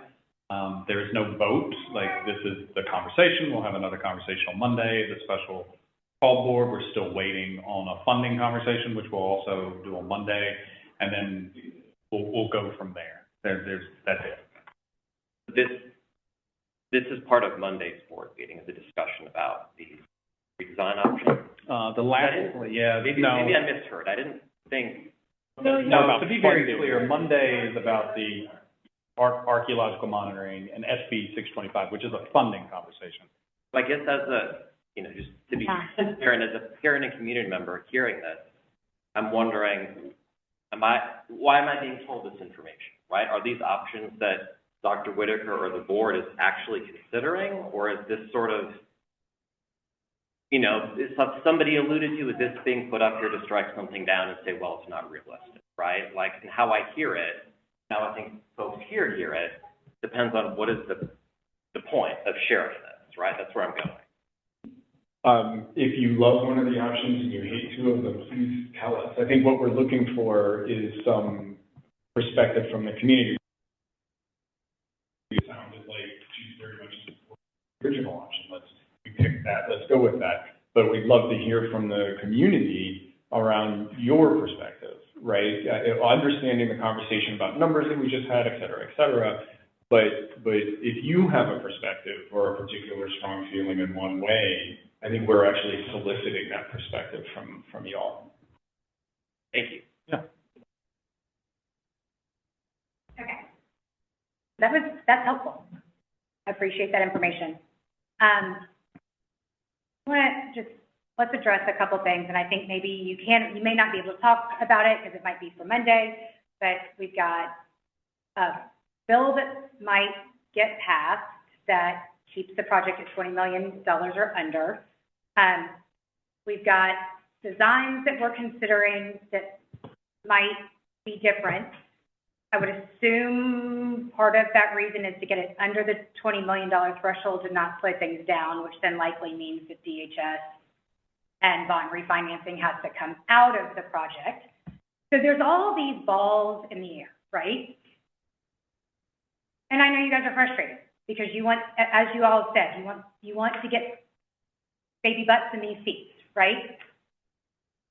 I actually think you have an extraordinary opportunity right now that I asked a couple of you personally, starting a year ago. There is a chance to take whatever pause you have in front of you and include the community in meaningful ways to the community, right? I know we've seen all the charts and the lists on how the past sessions, that was in 2024. It's a long time ago. Like, the world has changed since then. We can all agree the world has changed since then. I would strongly encourage you to collect the community input, to talk about what this new building looks like, to talk about how you can honor history in a real and meaningful way that exists on that site. It can be done together. What Caroline said, we can find a way to get this next cohort in seats in early education. The community will do that. We have got your back. We believe in early childhood education. Take this minute. Take this minute so it's not a rush, well, it could be and maybe, and we might save 1 point, and we might save $2 million, but we're not really sure, and how does that work, and what, like, just, you have been given a gift. I know it doesn't feel like it. I know it feels like it's a pause and it's resetting the clock and not serving kids. Take the gift. Be transparent. I'm so excited that you guys are having a meeting on Monday. It's awesome. Keep doing that. Show us the needs, like the current needs. Let's really look at what the CTE needs are. Let's look at what the current housing authority needs are. Let's make sure that whatever building is designed really meets the current needs and it's right size. And I will be the first in line supporting them. Can you just think about that for a minute? Since you're already having to do all of this, I'm begging, please, earn the trust from the community back. You are our friends, you are our neighbors, you are our leaders. We want to believe in you again, badly, desperately, we want to believe in you.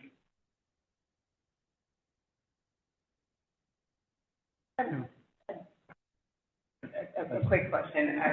We get that a lot. Take a pause, take a reset, take a time to do this. And we've been at this project for, if I may, I think we've been at this project for the better part of, 2 years. And when I hear that, the terminology sounds vague. I want to take it to heart. I want to be able to put it, and it may just be my personality that needs details, but I need to know what that means. We just had CPAE numbers. We can get you housing authority numbers. We have the construction folks here that can tell you what the GMP means. So when we say, if we're saying, hey, we don't build on that land, then how long are we talking? Because what we can't do is continue to have that land sit undeveloped. It can't sit and just sit there like it's been. I think there's a lot of reasons why it's been that way for a long time. But we also are a school system. We're the Board of Education. We're not the City Commission. There are a lot of things that we do, but our primary goal is to educate children. That is what we're here to do. So I want to take that feedback to heart with everything in me, but I need to understand exactly what a pause means. I need to know exactly what you're expecting me to do with that time that's productive. That also doesn't mean redundancy, going back over the same data points that we've been through before, and that's good use of the folks on this team that, like I said, they meet every week. But we're not in those meetings. So this is part of it, okay? One, I don't mean a pause like because you're listening and deciding to take a pause. I mean, I think there's a pause, right? Like, I think there's a delay when you're looking at real numbers for potential new buildings, when you're looking at what does new permitting look like, when you're looking at HB 625, like, there is likely a natural, hold up, we're gonna have to come up with a plan and or stick with the same one and do a referendum, which is great. Like, that may be the perfect size, and everything may still be the same as it started in 2024, right? We may find that building is the right one. The problem is, we understand that you had all these meetings, but the past sessions were a long time ago and they were with small groups. I think now is the time to engage the community in showing the need through very clear data, because the survey that we all have access to is not a strong data, right? The one that's on the website, there were a bunch of people who make more than I do that filled it out. So go get the community real data. Have them come in, explain the real data. Go through the evidence-based practices that you want to do. And talk about the need globally in the U.S. with education, because we hear a lot of that. Like, we need to serve these babies, we know this. Well, I've read the evidence stuff, so I get it, but there's a whole lot of people in this community who have not. It's cumbersome and dense. So explain the need from an educational efficacy standpoint. How many kids do we actually need to serve? How can we serve them? Can we restrict these spots? Can we not? Can we find funding? Let's do that. There's 10 babies, there's 24 babies, there's 50 babies. What, in the house, that actually, I think maybe we should also not just talk about low income. So low income, how many low income children could potentially be served by this, period, right? What do we want to accomplish here? Why do we want to accomplish it? How do we want to accomplish it? It also includes CTE. How many students are there? What's the projections on? How does that line up with our long-term population studies, right? That so many people have done. Do that. Let us come sit and work with you guys. And then let's look at doing an archaeological study so you know ahead of time. My husband's a builder, he really wants to know that stuff ahead of time because you get caught with the body, for lack of a better term, and build, you're in trouble. All right, do that. Goodwill. That's an easy one. That's an easy win. Take it. Do the things while you're stuck anyways. How many of those data points do you feel like you already have, or that maybe you have but need to be updated to current? No, so very simply, this original design was built to serve 150 children. And the programmatic portion of this design is modeled after College Heights. This is where we have children on wait lists that want to go. We know that the Fraser Center is at capacity, and 90%. Let's let her finish, okay? But like real numbers, okay, that makes sense. But maybe that's not, like maybe, wait, like, get it. I got it. 61 children are at the Fraser Center. We would like to move those children into this new facility. So right there, that's 61. We've always said that we would like to offer between 40 and 50 spots for, as you said, low-income families. That includes VH, but that also includes many other families in the city of Decatur. So right there, you have 60 and you have 40 to 50 that we would like to offer. And then remaining would be the families that would pay full tuition just as they do at College Heights. So the need is there. The programmatic structure is set, and that is also there. And like I said before, we have 185 CTAE students that are enrolled, ready to go in our ECE program. So the children are there. If I could just add maybe something, and I think it was a question after the request for a pause, and I think then Dr. Sultan, you're like, hey, we've been working on this for a year and a half or 2 years into it. So that is part of the problem, quite frankly, for me. We shouldn't have to keep re-explaining this, and so I do appreciate those of you that are asking for the information, because maybe it's the teacher in me, but I'm just not comfortable telling students to keep going and looking at the Google slide. But what I learned from the last meeting, and I think from one of the first comments, is we have very little data points at the CTAE. We have an aspirational thing, which sounds great. And so I'm hearing people want to know a lot more, since it seems like, excuse me, that programming for the the early learning is pretty clearly understood, but it's the CTAE component. And again, it's the teacher in me who has lived through this, so that you want to do culinary, and you want to do early childhood, and you want to study German, and you want IB. And so I think I'm hearing for more of those data points that show projections, so that we do understand that as much as students want to perhaps be in, like my daughter wanted to be in teaching as a profession, and she lucked out and got into it. They are high interest programs from what I know anecdotally, but then we have staffing. And so I think are those kind of the things you're asking about in terms of CTA? Yeah, and I won't, like, what I'm taking more time. I think if anybody's ever built a house or renovated a house, you know, when you like get into a budget crunch and you're like, oh, let me cut the laundry room, but you've got 3 kids, so you end up with like a laundry closet. Like, what I don't want to have happen, I don't think anybody does.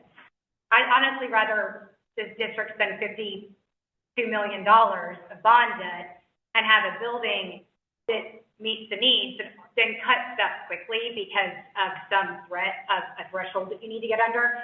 I think we may not have enough CTAE space. And there may not be 40 to 50 spots for low income, right? Do you follow what I'm saying? Like, I think the world has changed enough, and there's a pause that has to happen right now likely anyway, that's manufactured outside of public interest, public input requests. Take it. Like, really go back and look and say, we've got to change the building anyway. So I think that's great feedback, and we hear it. If we can move, yeah, go ahead. A little bit is kind of building off of what she said, but I think a lot of us, like, I learned today for the first time. I've been studying this for a while. I wasn't paying attention back when it first started, but I heard today for the first time that a significant chunk of the part that got cut out is support community activities, and that the building can open up and let people come in during events and potentially use the cafeteria and kitchen space and sort of like be that community amenity. And you guys know that that's in there, but I didn't until today. And that's something that's like a selling point that could merge like the Beacon Hill folks that want to do Decatur Days and other festivals, and sort of we have to figure out a way to kind of like build excitement and sell it and sort of answer questions that people in the community are asking, but being like, it's in the design, you know, and that's why the space is here, and there's double the space in here because it is. Yeah, this is actually a comment towards Parrish and the architects. We would love elevations, because elevations demonstrate some of the stuff that people are commenting on. I think, like, you see the doors that open, you see the things that, like, just knowing, engineers can look at, or architects and engineers can look at a building from the top and tell, but I think the community wants to see what it actually looks like. So I would love to encourage us to start getting some elevations so folks can see some of the things that she's describing and that the community is describing. And with if we're kind of thinking of a new executive summary for the community that's kind of demonstrating the need, because it's there, and what we're projecting and who we're serving, and these are the spaces, can we maybe more completely flesh out what's happening here at the high school, which is part of the program too? And one of the things I have a lot of questions about is, what are actually all the programs in the Career Center, and how much do they need to grow, which is causing the need to move the Fraser Center out to make space for all of those? Because I think understanding how it's supporting the older kids in our community and what I just don't know the full list of what all those growth things are. And so when we're telling the story, I think it's really important to share all of those other great things that are causing the need to move it, which is why the building needs to grow, you know, and that those kind of things can really help people like me in the community that are just like, why are we building such a big building? Well, it has to be bigger because code requires more space for kids than what the Fraser Center is. And there's more bathrooms required. And just kind of being able to tell the story a little bit better, it helps settle people and be like, okay, we can kind of wrap our brains around that, you know. But I think just kind of that overall arching, like the needs and what we're trying to meet across the whole thing, and just distilling it so it's easy to find. That's been a problem.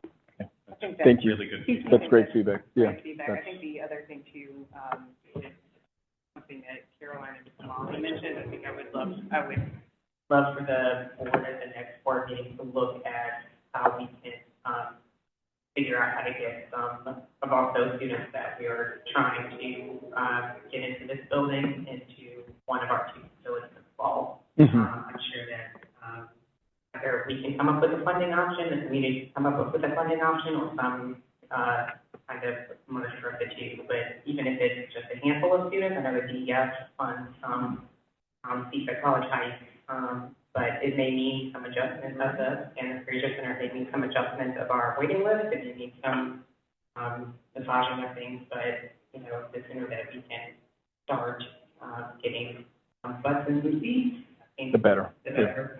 Okay, I would love for us to look at that. And it won't be, you know, 150 or 60, but if it's 6, then it's maybe. Yep. Thank you. And I'll try not to take too long.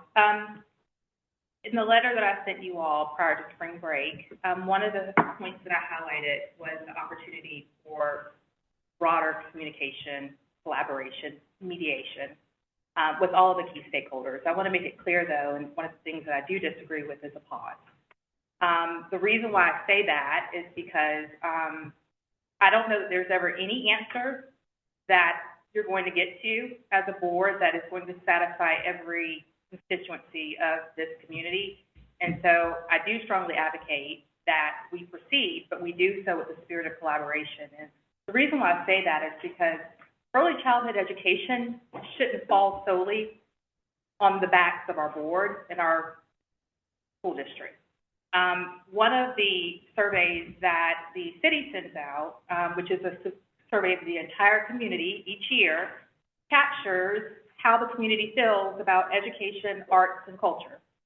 And we typically score higher than similar cities in this demographic. One of the areas that we score the lowest in is access to or availability of affordable, quality childcare preschool. While our school district, its K-12 education scores in the 90s and 80s. In 2018, our score was 59%, scoring as excellent or good for early affordable quality child care and preschool. 2020, it was 62%. 2022, 49%. 2024, 49%. So the need is here. The community has identified it as being an area. And so what I'll urge you all again to do is to think about how you get people to the table to, one, better communicate what the intentions are, two, to get feedback on how we're going to proceed in a way that there isn't a stigma, there already is a stigma, to be honest with you, associated with what we've identified as community need because of the cost associated. I think that's ultimately what it came down to. My knitting friend, Meredith, in the back, have been sitting in board meetings for years, and it wasn't a surprise. And so, but I do hear the community and it not being clear. So that's just my feedback on this piece. Great. Thank you. Can I speak to that if possible? Yes, of course. Can we pass it down? No, okay. Thank you. Just a second, if you don't mind. Mia. Yeah. Yeah, I'll try to be short, but just speaking to that, I think I said this in the last board meeting, but I really believe that the problem right now is a community trust problem and not a problem with the ECLC design itself. I also do believe that we are taking advantage of this pause. I feel like looking at these cuts and looking at the costs, I believe that is part of the due diligence that we need to do for the CCLC, but should a referendum happen, even though I won't be on the board anymore, I will knock every door in Decatur to convince every single person that this design is what we need for our children. Design one. So, I feel like even if we look into the numbers for the aggressive cuts, even if we go through every line item to why that cost might be so, I believe in the experts that we've hired to do this. I really believe in the staff of educators and experts who've said this is what the cost is going to be, this is what it's going to take to pivot, and I also believe in what the original design is and what it did to serve community need. I really have not seen maybe besides the offices, like an opportunity for something to be removed without the heart of this project being lost. And I also just want to say, with a lot of progressive projects like this, there's always going to be friction, and that friction and that delay is what slows down processes like these. And so I'm just resistant to any, it's been months, we're supposed to break ground in December. So I'm just like, we have the information. I think we got to keep it moving. I don't really understand how the referendum plays into this, but if it happens, like, I will knock every door in Decatur to convince y'all that I believe in this design. And so, we care about the children. We can put the data behind the need, but we all know in this room that the need is there. And so, I really think community trust, we need to build that by showing all the facts and showing all the data that we want. But I don't think that should come at, this aggressive cuts that takes up the community spaces and the pre-K and the whatever. I just don't think that's an option. Hi, is this someone? Is it? No. There we go. Okay, yeah, this is working. Hi, oh, I just heard it. Hello? There we go. Kanika Sims, I think it's no secret where I stand on this project. One of the reasons that motivated me to come up is Hans said we put this up here so people can give us their input about what they want. And I look at this, and it's very clear that I do stand behind currently where we are. It makes sense why it does become so much more expensive given inflation, given everything that's happening since this was previously bid. I do not agree with the fact that we should pause and continue to pause. This really reminds me of MLK when he wrote in the Birmingham Jail, and I pulled it up because I can't believe in 1963 he was saying the same thing that we're saying right now. And he talked about the white moderate who keeps saying I agree with the goals that you seek, but I cannot agree with your methods of direct action, who continue to say that we want you to wait for a more convenient season. And so when is the time that we do the right thing? I know we live in a community that says that we're about DEI, we're about equity, about all these things, and I sit here and I'm listening to people say, we will put those kids in seats, we will make sure they're educated. Where was this community when this was educated? And so now we're saying, we will educate them, we care. But there was no care before we started talking about investing in these children that we said previously we were here to serve. There's so many community members who are coming forward saying, we will sit in these rooms. We want you to tell us everything. We want you to explain down to the line item why we are doing what we're doing. But those are the same individuals who are not showing up, and so many of you are here in seats that were uncontested. And so it's very difficult for me to believe that these individuals will continue to come forward when they get what they want, which is, it really appears the center cannot be built. And I really struggle with living in a community that prefers a green space to walk dogs over educating babies and children. And I really struggle with living in a community that tells me they want to honor my dead ancestors, but they will not honor the Black babies who live in these communities.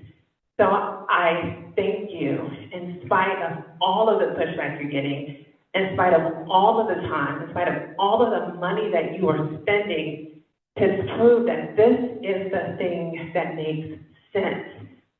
I know individuals in this community who live in homes that are $1.5, $2 million for a family of 4 and 5, and they are saying that a $22 million price tag is too expensive. So thank you. I said thank you. I've been public with my thank you. And I know that this is challenging. I know there are so many barriers and so many roadblocks. But I do want you to know, as people talk about building trust and transparency, that there are people in this community who trust you, who see your transparency, who see how you show up on a weeknight. It was hard for me to come because I'm busy, and I know every single one of you are equally as busy, but you continue to show up. You continue to answer questions. You continue to say, send me an email, I'll answer your question, and I'll answer another question. And you continue to do this, and I just think, thank you. Okay, and that is a wrap on the meeting. Thank you very much, everybody, for attending this evening. Seriously, all of you.